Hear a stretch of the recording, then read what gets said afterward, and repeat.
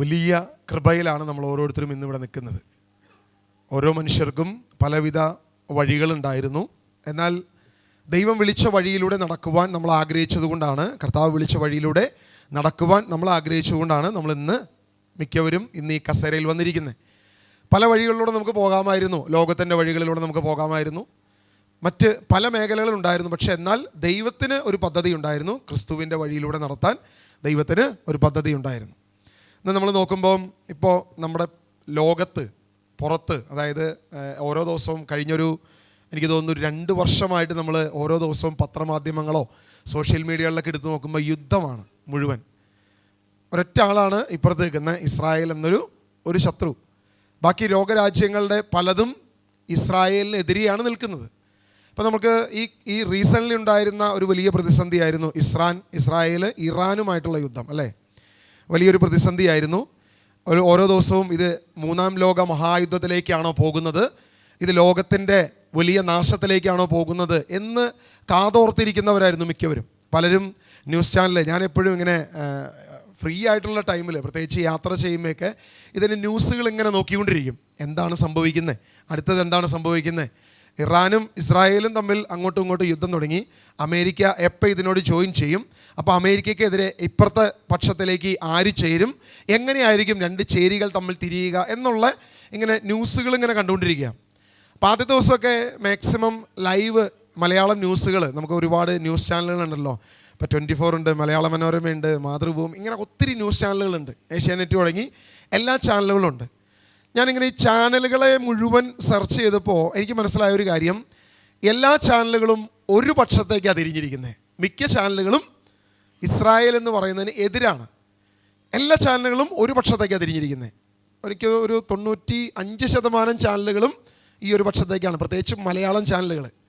അപ്പോൾ നമുക്ക് മനസ്സിലായി, കാര്യത്തിൻ്റെ ഗൗരവം മനസ്സിലാക്കണമെങ്കിൽ നമുക്കിത് മാത്രം നോക്കിയാൽ പോരാ. അതായത് നമ്മൾ ഇപ്പോൾ ചാനൽ നോക്കുമ്പോൾ ഇതാ ഇസ്രായേൽ തകർന്നു, ഇതാ ഇസ്രായേൽ കത്തി അമർന്നു, ഇതാ നെതന്യാഹു ഓടി ഒളിക്കുന്നു, നെതന്യാഹു മാളത്തിൽ കയറി, ഇങ്ങനെ കുറേ വാർത്തകൾ മാത്രമേ ഉള്ളൂ.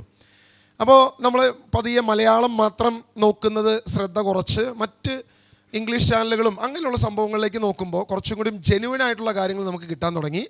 കഥകൾ ഇങ്ങനെയൊന്നുമല്ല, ഇതിൻ്റെ അപ്പുറമാണ്, വേറെ രീതിയിലാണ് നടക്കുന്നത്.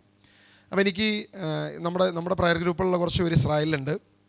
അതുപോലെ ഇസ്രായേലിലുള്ളൊരു പ്രയർ കൂട്ടായ്മയുണ്ട്, ഒരു പ്രാർത്ഥന കൂട്ടായ്മയുണ്ട്. അപ്പോൾ ഞാൻ അവരെ വിളിച്ചിട്ട് ചോദിച്ചു, സത്യത്തിൽ അവിടെ എന്താ സംഭവിക്കുന്നത്? നമുക്കിപ്പോൾ അറിയാൻ പാടില്ല, നമ്മളിപ്പോൾ ഇവിടെ ഇരുന്നിട്ട് നമുക്കൊരു പ്രഡിക്ഷനൊന്നും നടത്താൻ പറ്റത്തില്ല. അപ്പോൾ ഞാൻ ചോദിച്ചു, എന്താണ് അവിടെ നടക്കുന്നത് എന്ന് ചോദിച്ചു. ഇപ്പോൾ നിങ്ങളുടെ പ്രയറൊക്കെ നടക്കുന്നുണ്ടോ? അപ്പോൾ ബ്രദറെ, പ്രയറൊക്കെ നടക്കുന്നുണ്ട്, അതിന് വേറെ കുറവൊന്നുമില്ല. ഞങ്ങൾ വൈകുന്നേരം 7 മണിക്ക് പ്രയർ ഓൺ ചെയ്യും, ഓൺലൈനാണ്, എല്ലാവരും ഓൺ ചെയ്യും. അപ്പോഴായിരിക്കും ചിലപ്പോൾ അലർട്ട് വരുന്നത്. ഫോൺ അവിടെ വെച്ചിട്ട് ചിലപ്പോൾ താഴേക്ക് ഓടേണ്ട അവസ്ഥയാണ്, അതായത് മറ്റേ ബങ്കറിലേക്ക് മാറേണ്ട അവസ്ഥകളൊക്കെയാണ്. സംഭവം ഇതാണ് ഇവിടെ നടക്കുന്നത്. മോശമൊന്നുമല്ല, അത്ര സുഖമൊന്നുമല്ല. ഇതിന് മുൻപ് ഗാസയുമായിട്ടുണ്ടായിരുന്ന പ്രശ്നങ്ങളൊക്കെ വരുമ്പോൾ അലർട്ട് വരും, ഞങ്ങളെങ്ങും പോകാറൊന്നുമില്ല, നിങ്ങൾ പെട്ടെന്ന് ബങ്കറിലേക്ക് പോകണം എന്നൊക്കെ പറഞ്ഞ് അലർട്ട് വരും. ഞങ്ങൾ പോകാറില്ല, ഞങ്ങൾക്കറിയാം അത് കൃത്യമായിട്ട് വരും, പക്ഷേ ഒന്നും ഇവിടെ വീഴാനൊന്നും പോകുന്നില്ല എന്ന്. പക്ഷേ ഇത്തവണ ഇറാനുമായിട്ടുള്ള പ്രശ്നത്തിൽ അങ്ങനെയല്ല. മിക്ക മിസൈലുകളും വരുമ്പോൾ ആദ്യത്തെ ദിവസമൊക്കെ ഞങ്ങളിത് പ്രതീക്ഷിച്ചു, പക്ഷേ ഓരോന്നും വന്ന് വീണ് പൊട്ടിത്തെറിക്കുന്നൊക്കെ കണ്ടപ്പോൾ ഞങ്ങൾക്ക് മനസ്സിലായി ഇതത്ര ഈസി അല്ല, ഇത് ഈസി ആയിട്ട് മാനേജ് ചെയ്യാൻ പറ്റുന്നൊരു കാര്യമല്ല എന്ന് മനസ്സിലായി. അതുകൊണ്ട് പ്രയർ നടക്കുമ്പോൾ തന്നെ ഫോണും കൊണ്ട് ഓടേണ്ട അവസ്ഥയാണ് ബ്രദറെ, അത്ര സുഖകരമായ രീതിയല്ല നടക്കുന്നത്. അപ്പോൾ എനിക്ക് മനസ്സിലായി, മലയാള മാധ്യമങ്ങളിൽ കാണുന്ന പോലെ തന്നെ ഇസ്രായേലും ഭീതിയിലാണ്. അതിനുശേഷം അവർ പറഞ്ഞൊരു കാര്യം, ഞാൻ ചോദിച്ചു, എന്ത് തീരുമാനം എടുത്തു? കാരണം നിങ്ങൾക്കിപ്പം ഇന്ത്യ ഫ്ലൈറ്റുകൾ അറേഞ്ച് ചെയ്യുന്നു, തിരിച്ചു പോരാനുള്ള സാധ്യതകൾ ഒരുപാട്, ഒത്തിരി വാതിലുകൾ തുറക്കുന്നു, നിങ്ങൾ എന്താ തീരുമാനിച്ചിരിക്കുന്നത്? അപ്പോൾ അവർ പറഞ്ഞൊരു കാര്യമുണ്ട്, എന്തായാലും കേരളത്തിൽ വന്ന് കിട്ടുന്ന സുരക്ഷയേക്കാൾ കുറച്ചും കൂടി നല്ല സുരക്ഷ ഇവിടെ ലഭിക്കുമെന്ന് ഉറപ്പുള്ളത് കൊണ്ട് തിരിച്ചു പോരാനൊരു തീരുമാനം ഞങ്ങൾക്കില്ല. അപ്പോൾ ഞാൻ പറഞ്ഞു, അങ്ങനെയൊന്നല്ലല്ലോ ഇവിടുത്തെ മാധ്യമങ്ങൾ പറയുന്നത്, നിങ്ങൾ സുരക്ഷിതരായി തിരിച്ച് കേരളത്തിലേക്ക് പോരുന്നു എന്നാണല്ലോ പറഞ്ഞിരുന്നത്. അപ്പോൾ അവർ പറഞ്ഞൊരു കാര്യമുണ്ട്, ഇതിനകത്തൊരു പ്രശ്നമുള്ളത് എന്താണെന്നറിയാമോ ബ്രദറെ? അവർ നോക്കുമ്പോൾ കേരളത്തിൽ സുരക്ഷിതമാണ് എന്ന് വിചാരിക്കുന്നു, പക്ഷേ കേരളത്തിൽ സുരക്ഷിതമല്ല നിങ്ങളിപ്പോൾ നിൽക്കുന്നത്. എന്നാൽ ഞങ്ങളായിരിക്കും ഒരുപക്ഷെ കുറച്ചുകൂടി സുരക്ഷിതർ. കാര്യം ബങ്കറിലേക്കൊക്കെ ഓടേണ്ടി വരും, ചിലപ്പോൾ 15 മിനിറ്റ്, ചിലപ്പോൾ 20 മിനിറ്റ് അതിനകത്ത് കഴിയേണ്ടി വരും. പക്ഷേ ആ ബങ്കറിൽ ഞങ്ങൾക്കൊരു പ്രതീക്ഷയുണ്ട്, അവിടെ ഒന്നും സംഭവിക്കത്തില്ല. കൃത്യമായി 2 മണിക്കൂർ മുൻപ് ഞങ്ങൾക്ക് അലർട്ട് വരും, ഇന്ന സമയത്ത് മിസൈൽ ഈ ഇന്ന ഏരിയയിലേക്ക് വരാൻ പോകുന്നു. അതിനുശേഷം വീണ്ടും ഒരു 15 മിനിറ്റ് മുമ്പ് അടുത്ത മെസ്സേജ് വരും, ഇതാ അടുത്ത 15 മിനിറ്റിനുള്ളിൽ ഇവിടേക്ക് വരുന്നു. ലാസ്റ്റ് 5 മിനിറ്റിനുള്ളിൽ ഫൈനൽ വാണിംഗ് വരും, നിങ്ങൾ നിർബന്ധമായി ബങ്കറിൽ മാറിയിരിക്കണമെന്ന് പറഞ്ഞ്. അവസാനത്തെ വാണിംഗ് വരുമ്പോൾ ഞങ്ങൾക്ക് ഉറപ്പാണ് ഐറ്റം വരുന്നുണ്ട്, എന്തായാലും മാറുക. തിരിച്ച് 5 മിനിറ്റ് 10 മിനിറ്റ് കഴിയുമ്പോൾ അലേർട്ട് വരും, വന്നു, അത് തകർത്തു, നിങ്ങൾ തിരിച്ച് നിങ്ങളുടെ ഇതിലേക്ക് മാറിക്കോ എന്ന് പറയും. സാധാരണ പോലെ ജീവിതം പോകുന്നു, മറ്റൊരു പ്രശ്നവുമില്ല. സാധാരണ പോലെ നമ്മൾ ആരെങ്കിലും ഇൻസ്റ്റഗ്രാമിൽ വീഡിയോസ് കാണുന്നുണ്ടെങ്കിൽ കാണാൻ പറ്റും, ഇസ്രായേലിനെ കുറിച്ച് ഇൻസ്റ്റഗ്രാമിലുള്ള വീഡിയോസ് കണ്ടു കഴിഞ്ഞാൽ ഭയങ്കര രസം. അതായത് നമ്മൾ നോക്കുമ്പോൾ ഇസ്രായേലിൻ്റെ കൊടി മാത്രം നിൽക്കുന്നു, ബാക്കിയെല്ലാം കത്തി നശിച്ചിട്ടുണ്ട്. അതായത് ഇതെങ്ങനെ സംഭവിക്കും? കൊടി മാത്രം, ഇസ്രായേലിൻ്റെ കൊടി മാത്രം അവിടെ നിൽക്കുന്നുണ്ട്, ബാക്കിയെല്ലാം കത്തി നശിക്കും. ഈ കൊടീനെ മാത്രം നശിപ്പിക്കാൻ പറ്റാത്ത ബോംബ് എന്താണെന്ന് എനിക്കിപ്പോഴും കണ്ടുപിടിക്കാൻ പറ്റിയിട്ടില്ല. അതായത് നുണയൻ്റെ വൻപ് പറയുന്ന നാവ് പറയുന്നൊരു പ്രധാനപ്പെട്ട കാര്യമാണ്. മൊത്തം നശിച്ചു, എല്ലാം തകർന്നു. ഇവിടുത്തെ പ്രത്യേകത, ഇസ്രായേലിനെ സംബന്ധിച്ച് അവിടുത്തെ ന്യൂസ് മുഴുവൻ പുറത്തേക്ക് വിടും, പക്ഷേ ഇറാനെ സംബന്ധിച്ച് ന്യൂസ് പുറത്തേക്ക് വിടാത്തൊരു രീതിയാണ്. എനിവേ, എന്തുമാകട്ടെ, നമ്മളിപ്പം എന്തുകൊണ്ടാണ് ഈ വിഷയം പറഞ്ഞത് എന്നായിരിക്കും എല്ലാവരും ചിന്തിച്ചു നോക്കുക. നമ്മളിപ്പോൾ ആയിരിക്കുന്ന ഈ ഒരു കാലത്ത് ഈ ഒരു വിഷയത്തിനൊരു പ്രാധാന്യമുണ്ട്. നമ്മൾ കേൾക്കുന്ന വാക്കുകളും കേൾക്കുന്ന രീതികളും നമ്മൾ നോക്കുക. ഇപ്പം മലയാളം പത്രം മാത്രമാണ് നമ്മൾ വായിക്കുന്നതെങ്കിൽ നമ്മൾ പുറത്ത് ഇസ്രായേൽ തകർന്നു, പക്ഷേ അവിടെ ചെന്ന് കഴിയുമ്പോൾ മനസ്സിലാവും ഇസ്രായേലിന് പ്രത്യേകിച്ചൊന്നും സംഭവിച്ചിട്ടൊന്നുമില്ല, ഇസ്രായേൽ അവിടെ തന്നെ ഉണ്ട് എന്ന് വെച്ചിട്ട് ബോംബ് വരാതിരുന്നിട്ടൊന്നുമില്ല. ബോംബുകൾ ആവശ്യം പോലെ വന്നിട്ടുണ്ട്, ആവശ്യം പോലെ പ്രതികൂലങ്ങളും പ്രതിസന്ധികളുമുണ്ട്. ഇത് എപ്പോഴും ഒരു വാക്കുകൊണ്ടും തകർക്കാം, നാവ് കൊണ്ടും തകർക്കാം ഒരു മനുഷ്യനെ, അല്ലേ? ആയുധം കൊണ്ടും വാളുകൊണ്ടും തകർക്കാം, നാവ് കൊണ്ടും തകർക്കാം. നമ്മുടെയൊക്കെ ജീവിതത്തിലൊന്ന് പരിശോധിച്ച് നോക്കിയാൽ മതി. ഇപ്പോൾ മുഖത്ത് നോക്കി ഒരു അടി തന്നവനെ സംബന്ധിച്ചിടത്തോളം, ഞാൻ എൻ്റെ കോളേജ് ലൈഫിൽ ആദ്യത്തെ 2-3 പ്രതിസന്ധികൾ എൻ്റെ ജീവിതത്തിൽ ഉണ്ടായി കഴിഞ്ഞപ്പോൾ എന്നെ കൊങ്ങയ്ക്ക് കുത്തിപ്പിടിച്ചവരുണ്ട്, കയ്യെ പിടിച്ച് ഇങ്ങനെ പൊക്കി നിർത്തിയവരുണ്ട്, തല്ലിയവരുണ്ട്, ഇങ്ങനെയുള്ള കുറേ ആളുകളുണ്ട്. എൻ്റെ സുഹൃത്തുക്കളാണ് പിന്നീട് അവരെല്ലാം. ഒരു അടിയൊക്കെ ഉണ്ടായി കഴിഞ്ഞാൽ പിറ്റേ ദിവസം കോംപ്രമൈസ് ആവും, 2 ദിവസം കഴിയുമ്പോൾ പിന്നെ അവർ സുഹൃത്തുക്കളാണ്, പിന്നെ ഒരു ഹായ് ബായ് ബന്ധമാണ്. നമുക്കൊരു പ്രശ്നം വന്നാൽ ആദ്യം വരുന്ന അവരായിരിക്കും, എന്താ മോനെ പ്രശ്നം, ഞങ്ങൾ ഇടപെടണോ എന്ന് ചോദിച്ചിട്ടുണ്ട്. പക്ഷേ ഈ കൈ കൊണ്ടടിച്ചവർ സുഹൃത്തുക്കളായിട്ടുണ്ടാവും, നാവ് കൊണ്ടടിച്ചവർ പെട്ടെന്ന് സുഹൃത്തുക്കളായിട്ടുണ്ടാവില്ല. നമ്മുടെ ലൈഫിലും അങ്ങനെ തന്നെയാണ്. മുഖത്ത് നോക്കി ഒരെണ്ണം തന്ന, അല്ലെങ്കിൽ നമ്മുടെ കൈകൊണ്ട് ഒരെണ്ണം തന്നവൻ നാളെ നമ്മളെ ചേർത്ത് പിടിക്കും. നമ്മുടെ അപ്പനായാലും അമ്മയായാലും നമ്മുടെ സഹോദരങ്ങളായാലും ചുറ്റുമുള്ളവരായാലും ബന്ധുമിത്രാദികളായാലും എല്ലാം ഇങ്ങനെയാണ്. പക്ഷെ മറഞ്ഞിരുന്ന് നമ്മളോട് ചിരിച്ച് കാണിച്ചിട്ട് നാവ് കൊണ്ട് നമ്മളെ തകർക്കുന്നവരും ഉണ്ടാകും. ഇത് രണ്ടും 2 തലമാണ്. ഇതേതാണെന്ന് നമ്മൾ തിരിച്ചറിയേണ്ട ഒരു അവസ്ഥയുണ്ട്. ഒന്ന് പറഞ്ഞേ ഹല്ലേലൂയ, ഹല്ലേലൂയ, യേശുവേ ആരാധന. സഭാപ്രസംഗകൻ അതിൻ്റെ 3-ാം അധ്യായം അതിൻ്റെ 17-ാം വാക്യം നമുക്കൊന്ന് വായിക്കാം. ഓരോ സംഗതിക്കും ഓരോ പ്രവൃത്തിക്കും ദൈവം സമയം നിശ്ചയിച്ചിരിക്കുന്നത് കൊണ്ട് അവിടുന്ന് നീതിമാനെയും ദുഷ്ടനെയും വിധിക്കുമെന്ന് ഞാൻ വിചാരിച്ചു. ഇവിടെ ദൈവവചനം വ്യക്തമായിട്ട് പറയണം, ഓരോ സംഗതിക്കും ഒരു സമയം നിശ്ചയിച്ചിട്ടുണ്ട്. എല്ലാത്തിനും ഒരു സമയമുണ്ട്. നീതിമാനെയും ദുഷ്ടനെയും ദൈവം വിധിക്കും. ദൈവമാണ് ഇത് വിധിക്കുന്നത്, മനുഷ്യനല്ല വിധിക്കുന്നത്. ആരാണ് വിധിക്കേണ്ടത്? ദൈവമാണ് വിധിക്കേണ്ടത്. അത് നീതിമാനാകട്ടെ ദുഷ്ടനാകട്ടെ ഏതവനെയായാലും വിധിക്കേണ്ടത് ദൈവമാണ്. അപ്പോൾ അതുകൊണ്ടാണ് നമ്മുടെ ചുറ്റും ഒരു പക്ഷേ ഈ കളയും വിളയും ഒരുപോലെ വളർന്നു വരും. നമ്മൾ വിചാരിക്കും ദൈവം എന്തുകൊണ്ടാണ് ദുഷ്ടനെ നശിപ്പിക്കാത്തത്, ദൈവം എന്തുകൊണ്ടാണ് ദുഷ്ടനെ തകർക്കാത്തത്, നമ്മുടെ ജീവിതത്തിൽ ഇത്രയും വലിയ വാക്കുകൊണ്ട് എന്നെ നശിപ്പിച്ചിട്ടും എന്നെ ഇതൊക്കെ ചെയ്തിട്ടും എന്തുകൊണ്ട് അവനൊരു തകർച്ച ഉണ്ടാകാത്തത്? നമ്മൾ വിചാരിക്കും. നമ്മുടെ ചിന്തയാണ്, പലപ്പോഴും നമ്മുടെ ഉള്ളിലുണ്ടാകുന്നൊരു ചിന്തയാണ്. മത്തായി സുവിശേഷം അതിൻ്റെ 13-ാം അധ്യായം 24 മുതൽ വാക്യങ്ങൾ നമുക്ക് വായിക്കാം. മറ്റൊരു ഉപമ അവൻ അവരോട് പറഞ്ഞു, ഒരുവൻ വയലിൽ നല്ല വിത്ത് വിതയ്ക്കുന്നതിനോട് സ്വർഗരാജ്യത്തെ ഉപമിക്കാം. ആളുകൾ ഉറക്കമായപ്പോൾ അവൻ്റെ ശത്രു വന്ന് ഗോതമ്പിനിടയിൽ കള വിതച്ചിട്ടു കടന്നു കളഞ്ഞു.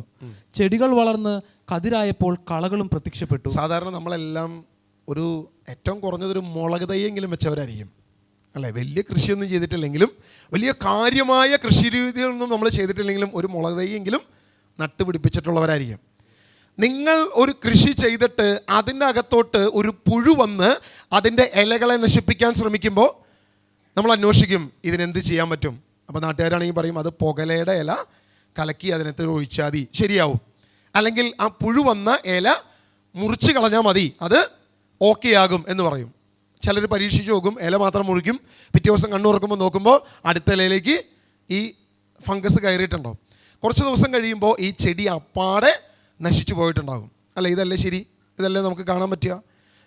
ഞാനിപ്പോൾ ഇഞ്ചി കൃഷി ചെയ്യുന്നതാണല്ലോ. അപ്പോൾ ഇഞ്ചിയുടെ ഒരു പ്രധാനപ്പെട്ട വിഷയം എന്ന് വെച്ചാൽ എൻ്റെ പാർട്ട്ണർ, എൻ്റെ കൂടെ ഉള്ളവൻ കാലത്ത് എഴുന്നേറ്റ് കഴിഞ്ഞാൽ ഒരു 6-7 മണി വെട്ടം വീണ് കഴിഞ്ഞാൽ ഇവൻ്റെ പ്രശ്നം, ഇവൻ്റെ പരിപാടി എന്ന് വെച്ചാൽ പല്ല് തേക്കാനുള്ള ബ്രഷ് എടുത്തിട്ട് ഇവൻ നേരെ പറമ്പിലോട്ട് ഇറങ്ങും.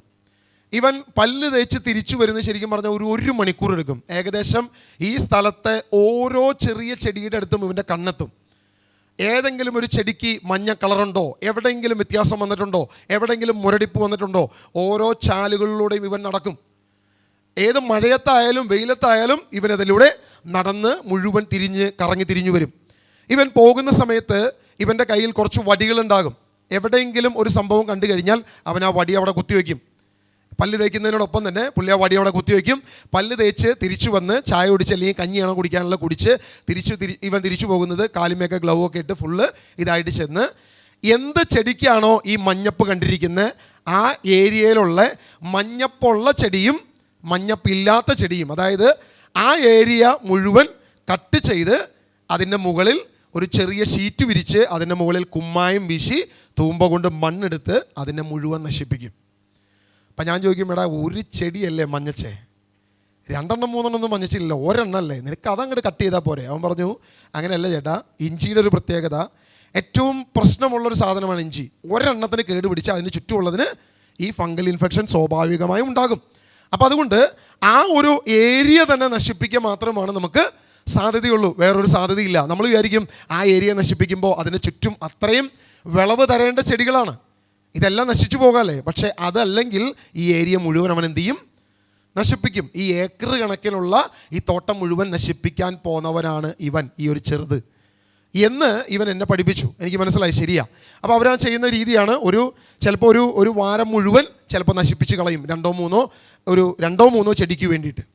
എന്നാൽ ഇവിടെ കർത്താവ് പറഞ്ഞിരിക്കുന്ന കാര്യം എന്നാ, ആളുകൾ ഉറക്കമായപ്പോൾ അവൻ്റെ ശത്രു വന്ന് ഗോതമ്പിൻ്റെ ഇടയിൽ കളകൾ വിതച്ച് കടന്നു കളഞ്ഞു. ചെടികൾ വളർന്ന് കതിരായപ്പോൾ കളകളും പ്രത്യക്ഷപ്പെട്ടു. ഒരു കൃഷിക്കാരൻ്റെ സ്വഭാവം ഞാൻ പറഞ്ഞു, ഒരു കളയെ കണ്ട വിളയും കളയും ഒരുമിച്ച് നശിപ്പിച്ചിട്ടായാലും മറ്റുള്ളതിനെ സംരക്ഷിക്കുന്ന ഒരു കൃഷിക്കാരനാണ് നമ്മുടെ നാട്ടിലുള്ളത്. പക്ഷേ 27-ാം വാക്യം, വേലക്കാർ ചെന്ന് വീട്ടുടമസ്ഥനോട് ചോദിച്ചു, യജമാനനെ, നീ വയലിൽ നല്ല വിത്തല്ലേ വിതച്ചത്, പിന്നെ കളകൾ ഉണ്ടായത് എവിടെ നിന്ന്? അവൻ പറഞ്ഞു, ശത്രുവാണിത് ചെയ്തത്. വേലക്കാർ ചോദിച്ചു, ഞങ്ങൾ പോയി കളകളെ പറിച്ചു കൂട്ടട്ടെ? അവൻ പറഞ്ഞു, വേണ്ട, കളകൾ പറിച്ചെടുക്കുമ്പോൾ അവയോടൊപ്പം ഗോതമ്പ് ചെടികളും നിങ്ങൾ പിഴുതെന്നു വരാം. നല്ല ചെടികളും, അതായത് യാതൊരുവിധ പ്രശ്നമില്ലാത്ത നല്ല ചെടികളും ഒരുപക്ഷെ നിങ്ങൾ എന്ത് ചെയ്യും, പിഴുതെന്ന് വരാം. അതുകൊണ്ട് കൊയ്ത്തുവരെ അവ രണ്ടും ഒരുമിച്ച് വളരട്ടെ. കൊയ്ത്ത് കാലത്ത് ഞാൻ കൊയ്ത്തുകാരോട് പറയും, ആദ്യമേ കളകൾ ശേഖരിച്ച് തീയിൽ ചുട്ടുകളയുവിൻ, അവ കെട്ടുകളാക്കുവിൻ, ഗോതമ്പ് എൻ്റെ ധാന്യപ്പുരയിൽ സംഭരിക്കുവിൻ. സ്വർഗീയ കൃഷിക്കാരൻ, കർത്താവായ കൃഷിക്കാരൻ്റെ പ്രത്യേകത എന്താ? ദൈവം അനുവദിക്കും, ഓക്കെ പോട്ടെ, കളകളും കളകളുടെ വഴിക്ക് പോട്ടെ, വിളവും വിളവിൻ്റെ വഴിക്ക് പോട്ടെ. ഒരു ദിവസമുണ്ട് വിധിക്കുന്ന ഒരു ദിനമുണ്ട്, അതുവരെ എങ്ങനെ പോട്ടെ, ഇത് രണ്ടും ഒരുമിച്ച് തന്നെ വളരട്ടെ.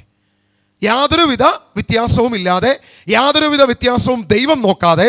കാരണം ഒരു വിളവ് പോലും എന്ത് ചെയ്യരുത്, നശിച്ചു പോകരുത്. ഞങ്ങളുടെ കൃഷിയുടെ രീതി ഞാൻ പറഞ്ഞല്ലോ, എന്താ ചെയ്യുന്നത്, ചിലപ്പോൾ ആ വാരം മുഴുവൻ നശിപ്പിക്കും. ഒരു ദാക്ഷിണ്യമില്ലാതെ നല്ലതും തീയതുമായിട്ടുള്ള എല്ലാം നശിപ്പിച്ച് അതിൻ്റെ മുകളിൽ കുറേ കുമ്മായം വിതറി അതിൻ്റെ മുകളിൽ മണ്ണുമിട്ട് നശിപ്പിച്ചു വയ്ക്കും. ഈ രീതിയിലാണ്. കാരണം ഒരെണ്ണം പോലും നശിച്ചു പോകരുത്, അപ്പുറത്തേക്ക് നശിക്കരുത്. പക്ഷെ എന്നാൽ ദൈവത്തിൻ്റെ പദ്ധതി തിരിച്ചാ. ദൈവത്തിൻ്റെ പദ്ധതി നോക്കുമ്പോൾ ഈ അടുത്ത് നിൽക്കുന്ന ഒന്ന് മഞ്ഞച്ചിട്ടുണ്ട്, പക്ഷെ ഇപ്പുറത്തുള്ളത് പച്ചച്ച് തളർത്താണ് നിൽക്കുന്നത്. അത് നശിച്ചു പോകാൻ ദൈവം ആഗ്രഹിക്കുന്നില്ല. ദൈവത്തിൻ്റെ ആഗ്രഹം ഒന്നുപോലും നഷ്ടപ്പെടാതെ, ഒരാട് പോലും നഷ്ടപ്പെടാതെ വീണ്ടെടുക്കപ്പെടണമെന്നാണ് ദൈവം ആഗ്രഹിക്കുന്നത്. ആ ദൈവം ഒരിക്കലും ആ കൊയ്ത്തുകാലം വരെ ദൈവം എന്ത് ചെയ്യും, ഇതിനെ ഇങ്ങനെ തന്നെ മുന്നോട്ട് കൊണ്ടുപോകും. യാതൊരുവിധ വ്യത്യാസവും ഉണ്ടാകത്തില്ല. ദൈവസഭയിൽ ദൈവം ഈ രീതി തന്നെ എടുക്കുന്നത്. ദൈവം തെരഞ്ഞെടുത്ത ജനതയാണ് ഇസ്രായേൽ ജനം, അല്ലേ? ദൈവം തെരഞ്ഞെടുത്ത ജനമാണല്ലോ ഇസ്രായേൽ ജനം. ദൈവം ആദ്യമായി സൃഷ്ടിച്ച 2 വ്യക്തികളാണ് ആദവും ഹവ്വയും. ആദവും ഹവ്വയും ദൈവത്തോട് ചേർന്ന് ഓരോ പ്രഭാതത്തിലും ഓരോ സന്ധിയിലും ദൈവത്തോട് സംസാരിക്കുകയും പരസ്പരം സ്നേഹത്തോടെ കഴിയുകയും ചെയ്തു. സാത്താൻ എവിടെ വന്നു? പാമ്പിൻ്റെ രൂപത്തിൽ ഏദൻ തോട്ടത്തിൽ വന്നു. കർത്താവിന് ഇത് അറിയില്ലേ? ഇതറിയാത്തവനാണോ കർത്താവ്? സാത്താൻ വരുമെന്നും അവൻ കള വിതയ്ക്കുമെന്നും ആർക്കറിയാം? വ്യക്തമായിട്ട് ദൈവത്തിന് വ്യക്തമായിട്ട് അറിയാം. സത്യത്തിൽ പലരും ചോദിക്കുന്നൊരു ചോദ്യമുണ്ട്, എടാ നിങ്ങളുടെ കർത്താവ് ഇത്ര ശക്തനാണെങ്കിൽ ഈ സാത്താനുണ്ടല്ലോ അവനെ അങ്ങോട്ട് നശിപ്പിച്ച്, അല്ലെങ്കിൽ അവൻ അതിൻ്റെ അകത്തോട്ടുള്ള പ്രവേശനം തടഞ്ഞാൽ പോരെ, ഈ പ്രശ്നം തീർന്നു. ഈ പറയുന്ന ഏദൻ തോട്ടത്തിലേക്ക് ഇത് കഴിഞ്ഞ് ചുറ്റും കറങ്ങുന്ന വാളുകളുള്ള ആ രഥങ്ങളൊക്കെ ഉണ്ടാക്കി സാത്താൻ അതിൻ്റെ അകത്ത് കയറാത്ത വണ്ണം ദൈവം സംരക്ഷിക്കുന്നുണ്ടല്ലോ. ഇത് ആദ്യം ചെയ്താൽ പോരെ? എല്ലാം അറിയുന്ന ദൈവം ഇത് ആദ്യം ചെയ്താൽ പോരെ? ദൈവത്തിൻ്റെ പദ്ധതി അങ്ങനെയാണ്, ദൈവത്തിൻ്റെ രീതിയും അത് തന്നെയാണ്, യാതൊരുവിധ വ്യത്യാസവുമില്ല. ഏദൻ തോട്ടത്തിൽ നമുക്ക് ആദത്തെ കാണാം, ഹവ്വയെ കാണാം, രണ്ടുപേരവിടെയുണ്ട്. അതിനോടൊപ്പം തന്നെ സർപ്പവും അവിടെ വരുന്നുണ്ട്. ദൈവം പറഞ്ഞു ഒരു കാര്യം, സർപ്പം പറഞ്ഞു മറ്റൊരു കാര്യം. ദൈവം പറഞ്ഞത് വിശ്വസിക്കണമെങ്കിൽ വിശ്വസിക്കാം, സർപ്പം പറഞ്ഞത് വിശ്വസിക്കണമെങ്കിൽ വിശ്വസിക്കാം. രണ്ട് ഓപ്ഷനും നമ്മുടെ മുമ്പിൽ വയ്ക്കുക. നീ ഏത് തിരഞ്ഞെടുക്കുന്നോ, നീ ഏത് സ്വീകരിക്കുന്നോ, ഇത് ദൈവം നമുക്ക് വെച്ചിരിക്കുന്ന ഓപ്ഷനാണ്. ഏത് വേണമെങ്കിലും തിരഞ്ഞെടുക്കാം. അവിടെ ഹവ്വ സർപ്പം പറഞ്ഞത് ശരിയെന്ന് വിശ്വസിക്കുകയും അതിൻ്റെ പിന്നാലെ പോവുകയും ചെയ്തു. ഇന്ന് നമുക്ക് ഈ ഒരു കാര്യം തന്നെ, ഞാനിപ്പോൾ നേരത്തെ ഇസ്രായേലിൻ്റെ കാര്യം പറഞ്ഞ പോലെ തന്നെ, ഇസ്രായേലിൽ എന്ത് സംഭവിക്കുന്നു, ലോകത്ത് യുദ്ധങ്ങളിൽ എന്ത് സംഭവിക്കുന്നു, നമ്മൾ ചുറ്റുമുള്ള എല്ലാത്തിലും നമുക്ക് നോക്കാം. ഇവിടെയുള്ള വാർത്താ മാധ്യമങ്ങൾ നമുക്ക് നോക്കാം. നമുക്ക് ഏത് വേണമെങ്കിലും വിശ്വസിക്കാം. പക്ഷേ സത്യം എന്താണെന്ന് അറിയണമെങ്കിൽ അവിടെ വിളിച്ചന്വേഷിക്കുകയോ അല്ലെങ്കിൽ സത്യം പറയുന്നത് ആര് എന്ന് പരിശോധിച്ച് നോക്കണം. എവിടെയെന്ന് നമ്മൾ നോക്കിയാൽ മാത്രമേ നമുക്ക് സത്യം വെളിവാക്കപ്പെടത്തുള്ളൂ. Hallelujah, hallelujah. യേശുവേ ആരാധന, യേശുവേ ആരാധന, യേശുവേ ആരാധന, യേശുവേ ആരാധന. Hallelujah, hallelujah. ലൂക്കാ സുവിശേഷം അതിന്റെ 8-ാം അധ്യായം 48-ാം വാക്യം നമുക്കൊന്ന് വായിക്കാം. അവൻ അവളോട് പറഞ്ഞു, മകളെ, നിന്റെ വിശ്വാസം നിന്നെ രക്ഷിച്ചിരിക്കുന്നു. നിന്റെ വിശ്വാസം നിന്നെ രക്ഷിച്ചിരിക്കുന്നു. ഈ വാക്ക് നമ്മൾ പല ആളുകളുടെ എന്നും കേട്ടിട്ടുണ്ടോ? ഒരുപക്ഷെ വിജാതീയരുടെ കയ്യിൽ നിന്ന് പോലും കേട്ടിട്ടുണ്ട്, അല്ലെ? നിന്റെ വിശ്വാസം നിന്നെ രക്ഷിക്കട്ടെ, നിന്റെ വിശ്വാസം നിന്നെ രക്ഷിക്കട്ടെ. നമ്മളിപ്പോൾ ഒരാളോട് പറയാണ് അത് ആ പ്രവൃത്തി ദൈവീകമല്ല എന്ന് നമ്മൾ പറയുക. ഏതെങ്കിലും ഒരു പ്രവൃത്തി നമ്മൾ എടുത്തിട്ട് പറയും, ഇത് ശരിയല്ലല്ലോ, ഇത് കർത്താവിൻ്റെ രീതിയല്ലല്ലോ, ഈ രീതി വിശുദ്ധ ബൈബിളിൻ്റെ രീതിയല്ലല്ലോ, ഈ രീതി ശരിയല്ലല്ലോ എന്ന് നമ്മൾ പറയും. ഇപ്പോൾ ഒരു അന്യ ആരാധന നമ്മുടെ വിശ്വാസത്തിലേക്ക് കൂടിക്കലർത്തുകയാണ്. ഒരു അന്യ ആരാധന, ഏതെങ്കിലും ഒരു പേഗൻ വിശ്വാസം നമ്മളിലേക്ക് കൂടിക്കലർന്നു വരികയാണ്. ഇപ്പോൾ നമ്മൾ ഈ കഴിഞ്ഞ കുറച്ച് വർഷങ്ങൾക്ക് മുൻപ് നമ്മൾ കണ്ടല്ലോ, വിഷുവിൻ്റെ അന്ന് അച്ഛന്മാർ സാധാരണ ഇടേണ്ട ലോഹയും അല്ലെങ്കിൽ ആ വസ്ത്രമൊക്കെ മാറ്റി വെച്ചിട്ട് മറ്റേ തോൾമുണ്ടൊക്കെ ധരിച്ച് ആ രീതിയിൽ കുർബാന ചെല്ലുന്നത് നമ്മൾ കണ്ടു, അല്ലേ? ആ ഒരു സംഭവം വന്നു കഴിഞ്ഞപ്പോൾ പലരും അതിനെ വിമർശിച്ചു. ചില ആളുകൾ അത് ശരിയല്ല, ഇത് ക്രിസ്തീയമല്ല, ഇത് ശരിയല്ല, അനുകരണമാണ് എന്ന് പറഞ്ഞ് വിമർശിച്ചു. അപ്പോഴും അതിൻ്റെ അടിയിൽ കമൻറ്റ് വരും, നിൻ്റെ വിശ്വാസം നിന്നെ രക്ഷിക്കട്ടെ. നിൻ്റെ വിശ്വാസം ഏതോ ആയിക്കൊള്ളട്ടെ, നിൻ്റെ വിശ്വാസം നിന്നെ രക്ഷിക്കട്ടെ. അതാണോ വചനത്തിൻ്റെ അർത്ഥം? യഥാർത്ഥത്തിൽ ഈ ലൂക്കാ സുവിശേഷം 8:48 പറഞ്ഞിരിക്കുന്ന ഈ വിഷയം അതാണോ? നിൻ്റെ വിശ്വാസം നിന്നെ രക്ഷിക്കുമോ? നിൻ്റെ പേഗൻ വിശ്വാസം, ഇപ്പോൾ ഗ്രീക്ക് മിത്തോളജിയാണ് ഒരുവൻ വിശ്വസിക്കുന്നത്, ഏതെങ്കിലും ഒരു പേഗൻ ദൈവത്തിലാണ് നമ്മൾ വിശ്വസിക്കുന്നത്, ഇപ്പോൾ അർത്തമീസിലാണ് നമ്മൾ വിശ്വസിക്കുന്നത്, ആ വിശ്വാസം അവനെ രക്ഷിക്കുമോ? ഏതെങ്കിലും ഒരു ഗ്രീക്ക് ദേവൻ വന്ന് നമ്മളെ രക്ഷിക്കുമെന്നാണ് ഒരുവൻ ചിന്തിക്കുന്നതെങ്കിൽ ആ വിശ്വാസം അവനെ രക്ഷിക്കുമോ? ഇല്ല, ഒരിക്കലുമില്ല. എന്നാൽ ഇവിടെ പറഞ്ഞു വെക്കുന്നത് അതാ, നിന്റെ വിശ്വാസം നിന്നെ രക്ഷിക്കട്ടെ എന്ന് തന്നെയാണല്ലോ യേശു പോലും പറഞ്ഞിരിക്കുന്നത് എന്നാണ് നമ്മളോട് പലരും വന്ന് പറയുന്നത്. അപ്പോൾ നമ്മളും ശരിയാണല്ലോ, കർത്താവ് അങ്ങനെ പറഞ്ഞല്ലോ, നിന്റെ വിശ്വാസം നിന്നെ രക്ഷിക്കട്ടെ. ഇത് അങ്ങനെയാണോ വചനം ഉദ്ദേശിച്ചിരിക്കുന്നത്? അവിടെ ഉപയോഗിച്ചിരിക്കുന്ന കാര്യം, അവിടെ രക്തസ്രാവക്കാരിയായ സ്ത്രീ അവളെന്ത് ചെയ്തു? ഒരു ജനത്തിൻ്റെ ഇടയിൽ, ഇന്നിപ്പോൾ ഈ ഹോളിൽ നിറഞ്ഞിരിക്കുന്ന ഈ ജനത്തിൻ്റെ ഇടയിൽ പഴയ ആ യഹൂദ നിയമം അനുസരിച്ചിട്ടാണെങ്കിൽ വന്നിരിക്കാൻ പാടില്ല. അതായത് രക്തസ്രാവമുള്ള ഒരാൾ സമൂഹത്തിൻ്റെ മുൻപിൽ പ്രത്യക്ഷപ്പെടാൻ പാടില്ല. അവൾ അശുദ്ധയാണ്, അവൾ അശുദ്ധ അശുദ്ധ അശുദ്ധ എന്ന് വിളിച്ചു പറയണം. സമൂഹത്തിൻ്റെ മുൻപിൽ വരാൻ പാടില്ല അവൾക്ക്. അങ്ങനെ നിൽക്കുന്ന ഒരു വ്യക്തി ഇതാ തിങ്ങി നിറഞ്ഞിരിക്കുന്ന സമൂഹത്തിൻ്റെ ഇടയിൽ അവൾ വന്ന് യേശുവിൻ്റെ വസ്ത്രത്തിൽ തൊട്ടു. യേശുവിന് എന്നെ രക്ഷിക്കാൻ കഴിയും എന്ന് അവൾ വിശ്വസിച്ചു. അവിടെയാണ് യേശു പറഞ്ഞത്, നിന്റെ വിശ്വാസം നിന്നെ രക്ഷിച്ചിരിക്കുന്നു, ഞാൻ നിനക്ക് രക്ഷ നൽകുമെന്ന് നീ വിശ്വസിച്ചു.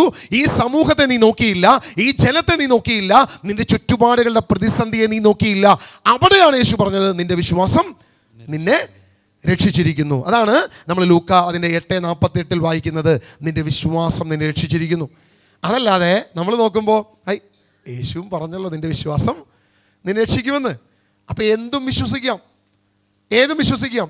അർത്തമീസിൽ വേണമെങ്കിൽ വിശ്വസിക്കാം, അല്ലെങ്കിൽ ഏതെങ്കിലും പേഗൻ ദൈവങ്ങളിൽ വിശ്വസിക്കാം. എന്തായാലും ഇതെല്ലാം ദൈവത്തിലേക്ക് ചെല്ലുന്ന പലവിധ വഴികളാണ് എന്ന് ആര് പറയും? സെക്കുലറിസ്റ്റ് പ്രസ്ഥാനക്കാർ പറയും.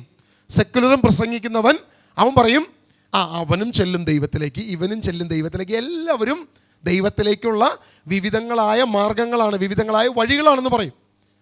ചില ആരാധന കേന്ദ്രങ്ങളിൽ നമുക്ക് കാണാൻ സാധിക്കും ഇതുപോലെ എല്ലാ മതഗ്രന്ഥങ്ങളും വെച്ചിട്ടുണ്ടാവും. എടാ ഇത് പോയ അത് പോയ അപ്പുറത്ത് ഏതെങ്കിലും ഒരെണ്ണത്തിൽ കൂടെ ദൈവത്തിലേക്ക് തന്നെ എത്തുന്നത് എന്നാണ് ഇന്ന് മിക്ക വിശ്വാസവും പോകുന്നത്. ഒരു സെക്കുലറിസ്റ്റ് രീതിയിലാണ് വിശ്വാസം പോകുന്നത്. യേശു ഇവിടെ ഉദ്ദേശിച്ചത് അതല്ല. യേശുവിലുള്ള വിശ്വാസം, യേശുവിലുള്ള പ്രത്യാശ. ഈ ലോകത്തെ നോക്കാതെ, മനുഷ്യനെ നോക്കാതെ നീ ക്രിസ്തുവിൽ ആശ്രയിച്ചു, അവിടെയാണ് നിനക്ക് രക്ഷ വന്നത്. Hallelujah, hallelujah. യേശുവേ ആരാധന, യേശുവേ ആരാധന, യേശുവേ ആരാധന, യേശുവേ ആരാധന. Hallelujah, hallelujah. അപ്പോൾ നമ്മൾ കഴിഞ്ഞ കുറേ കാലം ജനം മുഴുവൻ പറഞ്ഞു വെച്ച കാര്യം, ഇപ്പം നമുക്കറിയാം പലപ്പോഴും ഈ സാത്താൻ്റെ കാര്യങ്ങൾ എന്തെങ്കിലും പറഞ്ഞു കഴിഞ്ഞാൽ അടിയിൽ വരുന്ന കമൻ്റ്, ആദ്യത്തെ കമൻ്റ് ഇതായിരിക്കും, ദുഷ്ടനെ ദൈവം പന പോലെ വളർത്തും. സത്യത്തിൽ അങ്ങനെ ഒരു വചനം ബൈബിളിൽ ഉണ്ടോ?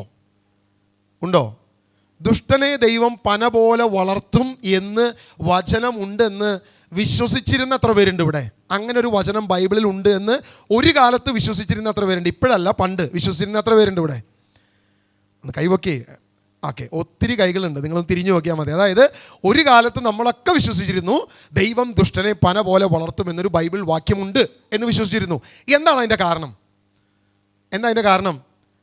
നിങ്ങൾ വായിച്ചിട്ടാണോ? നിങ്ങൾ ബൈബിളിൽ അങ്ങനെ ഒരു വചനം വായിച്ചിട്ടാണോ? അല്ല, പിന്നെ എന്തായിരുന്നു അതിൻ്റെ കാരണം? ആരൊക്കെയോ നമ്മുടെ ഉള്ളിലേക്ക് നിക്ഷേപിച്ച, നമ്മുടെ ഹൃദയത്തിലേക്ക് തള്ളിവിട്ട ചില മേഖലകളാണ് ഇതിൻ്റെ പ്രധാനപ്പെട്ട കാരണം എന്ന് പറഞ്ഞേ. Hallelujah, hallelujah. യേശുവേ ആരാധന, യേശുവേ ആരാധന. അതായത് നമുക്ക് ഒരുവനെ എങ്ങനെയും ആശയം കൊണ്ട് തകർക്കാം. ഇപ്പം ഹിറ്റ്ലർ എന്നൊരു വ്യക്തി ലോകത്തെ മുഴുവൻ വിറപ്പിച്ചു. എന്തായിരുന്നു അവൻ്റെ പ്രധാനപ്പെട്ട ആയുധം? അവൻ്റെ ഏറ്റവും ശക്തമായ ആയുധം അവൻ്റെ നാവായിരുന്നു. ഹിറ്റ്ലർ പറഞ്ഞ ചില നുണകളായിരുന്നു രാജ്യം മുഴുവൻ നശിപ്പിക്കാൻ പോകുന്നത്. ഇത് പല കാര്യത്തിലും ഇന്ന് ലോകം കണ്ട സകല യുദ്ധത്തിൻ്റെയും പുറകിൽ ഏതെങ്കിലും ഒരു നുണയാണ് ഈ യുദ്ധത്തിന് മുഴുവൻ പുറകിൽ പ്രവർത്തിച്ചത്. അമേരിക്കയുടെ ഒരു ബോംബർ ഉണ്ടല്ലോ, എന്നാ അതിൻ്റെ പേര്? B2 spirit. അതായത് അതിൻ്റെ പേരിട്ടിരിക്കുന്ന B2 സ്പിരിറ്റ് എന്ന് ഇട്ടിരിക്കുന്നതിൻ്റെ കാരണം തന്നെ റഡാറുകൾക്ക് ഇതിനെ കണ്ടുപിടിക്കാൻ പറ്റുന്നില്ല എന്ന് പറയുന്നത്. അപ്പോൾ ഞങ്ങളിങ്ങനെ സോഷ്യൽ മീഡിയയിൽ നോക്കിയപ്പോൾ കാണാതെ പോയ B2 സ്പിരിറ്റിനെ കിട്ടിയിട്ടുണ്ട്.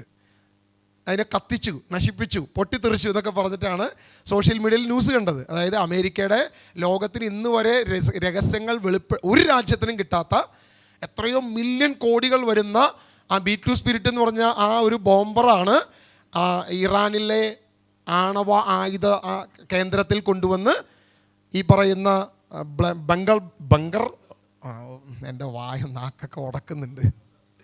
എന്തോ നിങ്ങൾക്ക് കാര്യം മനസ്സിലായില്ലേ? ബങ്കർ ബ്ലസ്റ്റർ. ഓക്കെ, ഈ സാധനം കൊണ്ടുവന്നിട്ടത് 6 കൊണ്ടുവന്നിട്ടു. ഇത് കൊണ്ടുപോയിട്ട് തിരിച്ചു പോയപ്പോഴും ഇറാൻ അതിനെ വെടിവെച്ചിട്ടു എന്ന് പറഞ്ഞിട്ട് സോഷ്യൽ മീഡിയയിൽ ന്യൂസ് വന്നു. സത്യത്തിൽ ഈ പറയുന്ന സംഭവം നടന്നിട്ടില്ല. 2008 ഒരെണ്ണം ടെക്നിക്കലി അവരുടെ മിസ്റ്റേക്ക് കൊണ്ട് തന്നെ തകർന്നു വീണതിൻ്റെ ഫോട്ടോ എടുത്ത് വെച്ചിട്ട് ലവന്മാർ തള്ളിക്കൊണ്ടിരിക്കുകയാണ്. അതേ കിട്ടിപ്പോയി, ആശാനെ പിടിച്ചേ, മറ്റേ നമ്മുടെ പുള്ളിനെ പിടിച്ചേ എന്ന് പറഞ്ഞിട്ട് തള്ളി മറക്കുക. കുറേ ആളുകൾ അത് വിശ്വസിച്ചു, ഒത്തിരി ആളുകൾക്ക് സന്തോഷമായി. അങ്ങനെയെങ്കിലും സന്തോഷിക്കുന്നവരുണ്ട് നമ്മുടെ ഇടയിൽ. ഒത്തിരി ആളുകൾക്ക് അത് സന്തോഷമായി, കാരണം അമേരിക്കനെ തകർക്കാൻ കിട്ടിയൊരു അവസരം. അപ്പോൾ ഈ വൻപ് പറയുന്നൊരു നാവുണ്ട്, നുണ പറയുന്ന നാവ്. ഇന്ന് ലോകത്തെ നയിക്കുന്നവൻ ഇവനാ. ഈ വൻപ് പറയുന്ന നാവാണ് ഇന്ന് ലോകത്തെ നയിക്കുന്നത്. നമ്മൾ വിചാരിക്കും ഇന്ന് ലോകത്തെ നയിക്കുന്നത് അല്ലെങ്കിൽ ലോകത്തിൻ്റെ കൺട്രോൾ ദൈവത്തിന് തന്നെയാണ്, ദൈവം അനുവദിക്കുന്നത് അത്. പക്ഷേ ഈ ലോകം ഈ വൻപ് പറയുന്ന നാവിന് പിന്നാലെയാണ് ഇന്ന് ഓടിക്കൊണ്ടിരിക്കുന്നത് എന്ന് പറഞ്ഞേ. ഹല്ലേലൂയ.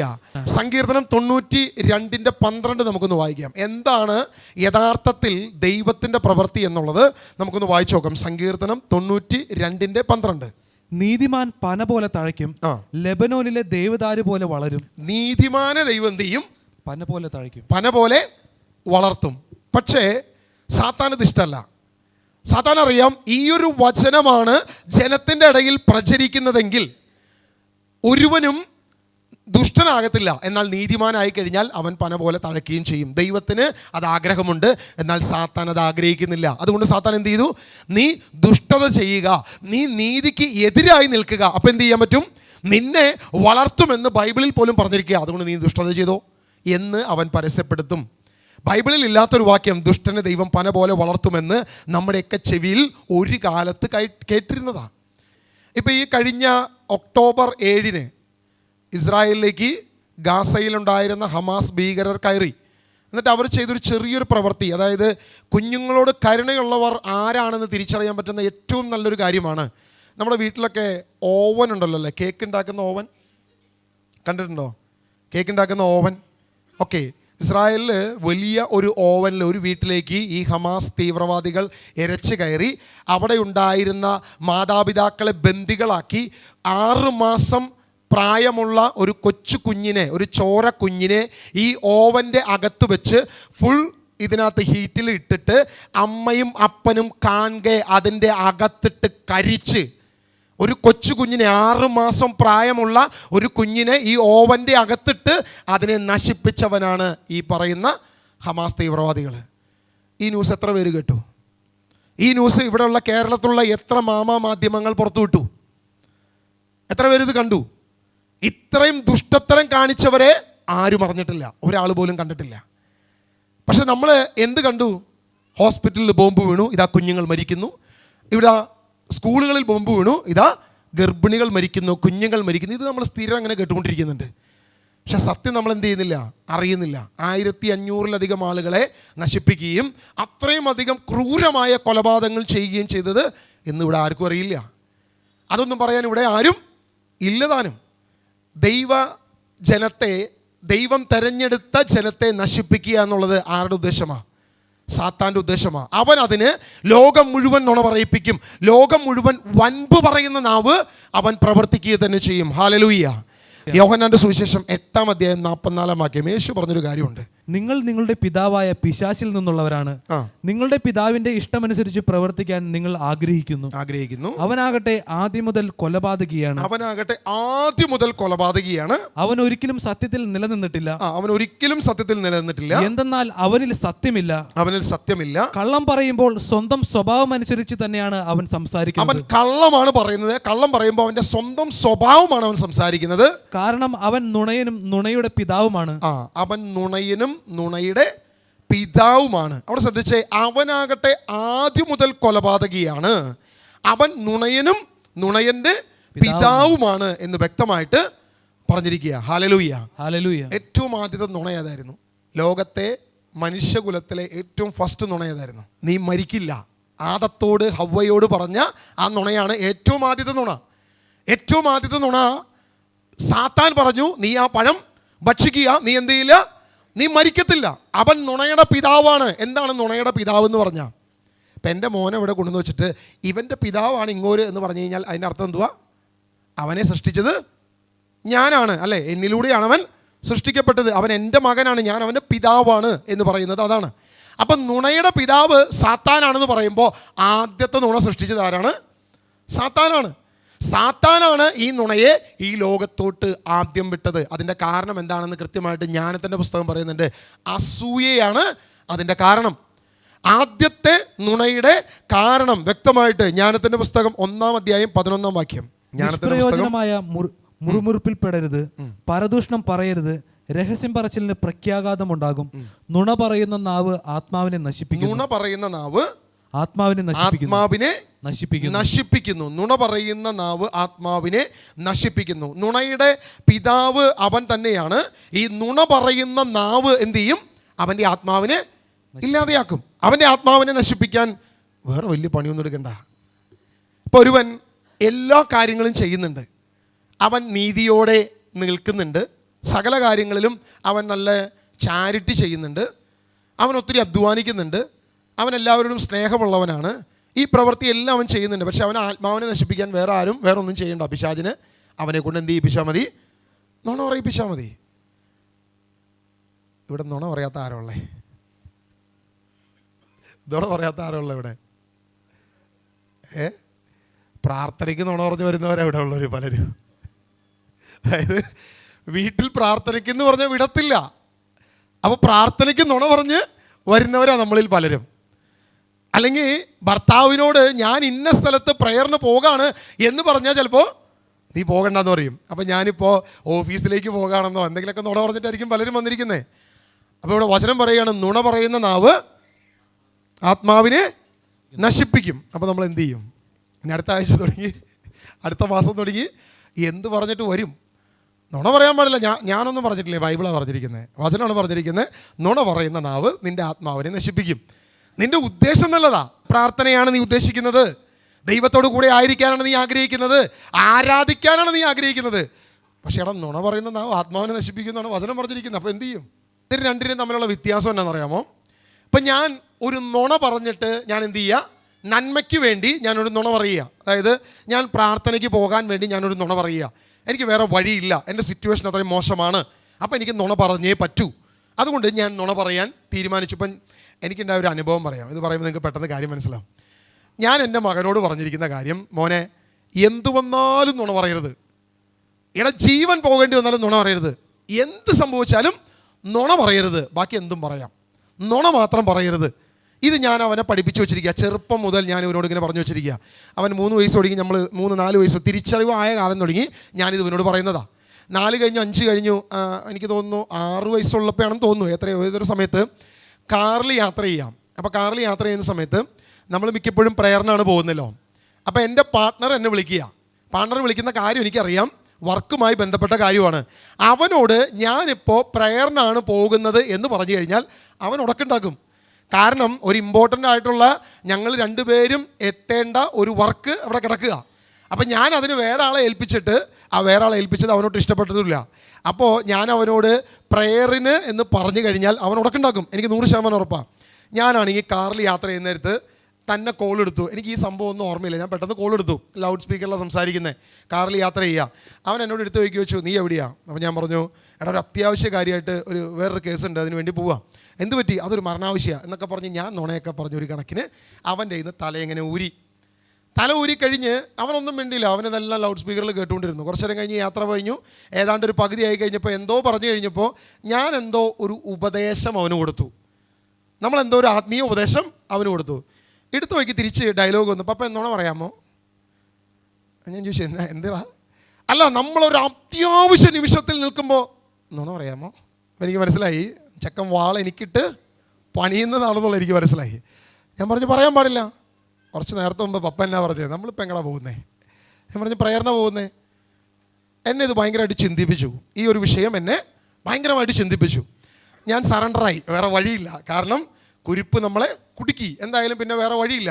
ഞാൻ പറഞ്ഞേടാ, എൻ്റെ തെറ്റാണ്, ഞാൻ സമ്മതിച്ചു, ഇനി എന്തായാലും ഞാനിത് ആവർത്തിക്കാതിരിക്കാൻ ശ്രമിക്കാം. മനുഷ്യനാണ്, പറയാൻ പറ്റത്തില്ല, എന്തായാലും ശ്രമിക്കാം എന്ന് ഞാൻ പറഞ്ഞു. പക്ഷെ പിന്നീട് നമ്മൾ ഓരോ കാര്യത്തിലും ഇങ്ങനെയുള്ളൊരു സിറ്റുവേഷനിൽ നുണ പറയാൻ ഞാൻ ചിന്തിക്കുമ്പോൾ എൻ്റെ ഉള്ളിൽ ഈ വിഷയം വരും, ഈ ഒരു പ്രശ്നം വരും. അപ്പം ഞാൻ നോക്കുമ്പോൾ 2 കാര്യം. ഒന്ന്, ഞാൻ അവന് ദുഷ്പ്രേരണ കൊടുത്തു, അല്ലേ? ശരിയല്ലേ? ഞാൻ അവന്, എൻ്റെ മകന് ദുഷ്പ്രേരണ കൊടുത്തു. നമ്മൾ അമ്മയും മക്കളും എല്ലാം കൂടി പ്രാർത്ഥനയ്ക്ക് പോരുക, അപ്പനോട് പറയുക ഞങ്ങൾ വേറെ വഴിക്കാണ് പോരുന്നത്. ഈ കുരിപ്പെന്ന് മനസ്സിലാക്കും. അത്യാവശ്യമെങ്കിൽ അപ്പനോടൊരു നുണ പറഞ്ഞാലും കുഴപ്പമില്ല. ഇതാണ് അവന് നമ്മൾ കൊടുക്കുന്ന മെസ്സേജ്. കാര്യം ശരിയാണ്, നന്മയാണ് നമ്മൾ ഉദ്ദേശിക്കുന്നത്, മക്കളെ പ്രയറിൽ വളർത്തുകയാണ് നമ്മൾ ഉദ്ദേശിക്കുന്നത്. പക്ഷേ നേരെ തിരിച്ചാ ഈ ഒരു പ്രശ്നം നമ്മളെല്ലാം ചെയ്യുന്നുണ്ട്. നേരെ തിരിച്ച് നമ്മൾ സത്യം പറയുന്നു, ചിലപ്പോൾ പറയും നീ പോകണ്ടെന്ന് പറയും, പക്ഷെ അവിടെയും നമുക്ക് കർത്താവിൻ്റെ നീതി പാലിക്കാൻ പറ്റും. ഇനി വേണ്ട, നമ്മൾ അവരോട് സ്ട്രഗിൾ ഉണ്ടാക്കി നമ്മൾ പ്രാർത്ഥനയ്ക്ക് ഇറങ്ങി, 1 ദിവസം പോയി 2 ദിവസം പോയി, പ്രശ്നമായി, വലിയ പ്രതിസന്ധി വന്നു. പക്ഷേ നാളൊരു പ്രശ്നം വരുമ്പോൾ ദൈവം നമ്മുടെ മേൽ ഇടപെടുമ്പോൾ അവിടെ അവിശ്വാസിയായ ഭർത്താവിനൊരു കാര്യം മനസ്സിലാകും, ഭാര്യയുടെ പ്രാർത്ഥന, അവളുടെ ദൈവത്തോടുള്ള ഉറപ്പ് നമ്മളെ ഈ പ്രശ്നത്തിൽ നിന്നും രക്ഷപ്പെടുത്തി. അതുകൊണ്ട് അവൾ ആരാധിക്കുന്ന ദൈവം ശക്തനാണെന്ന് അവൻ വിശ്വസിക്കാൻ പോലും കാരണമാകും. Hallelujah, hallelujah. യേശുവേ ആരാധന, യേശുവേ ആരാധന. അപ്പം നമുക്ക് 2 ഓപ്ഷനുണ്ട്. വേണമെങ്കിൽ നുണ പറഞ്ഞ് രക്ഷപ്പെടാം, അല്ലെങ്കിൽ കർത്താവിനെ ഏറ്റുപറയാം. കർത്താവിനെ ഏറ്റു പറയുന്നുവെങ്കിൽ ഒരുപക്ഷെ നാളെ ഒരു വ്യക്തിയെ നമുക്ക് നേടാൻ പറ്റും, അതല്ലെങ്കിൽ ഒരു വ്യക്തിയെ നമുക്ക് നശിപ്പിക്കാനും പറ്റും. ഈ രണ്ട് പ്രശ്നവും അവിടെ കിടക്കുക എന്ന് പറഞ്ഞേ. Hallelujah, hallelujah. ഏത് തിരഞ്ഞെടുക്കണം അത് നമ്മുടെ ചോയ്സാണ്.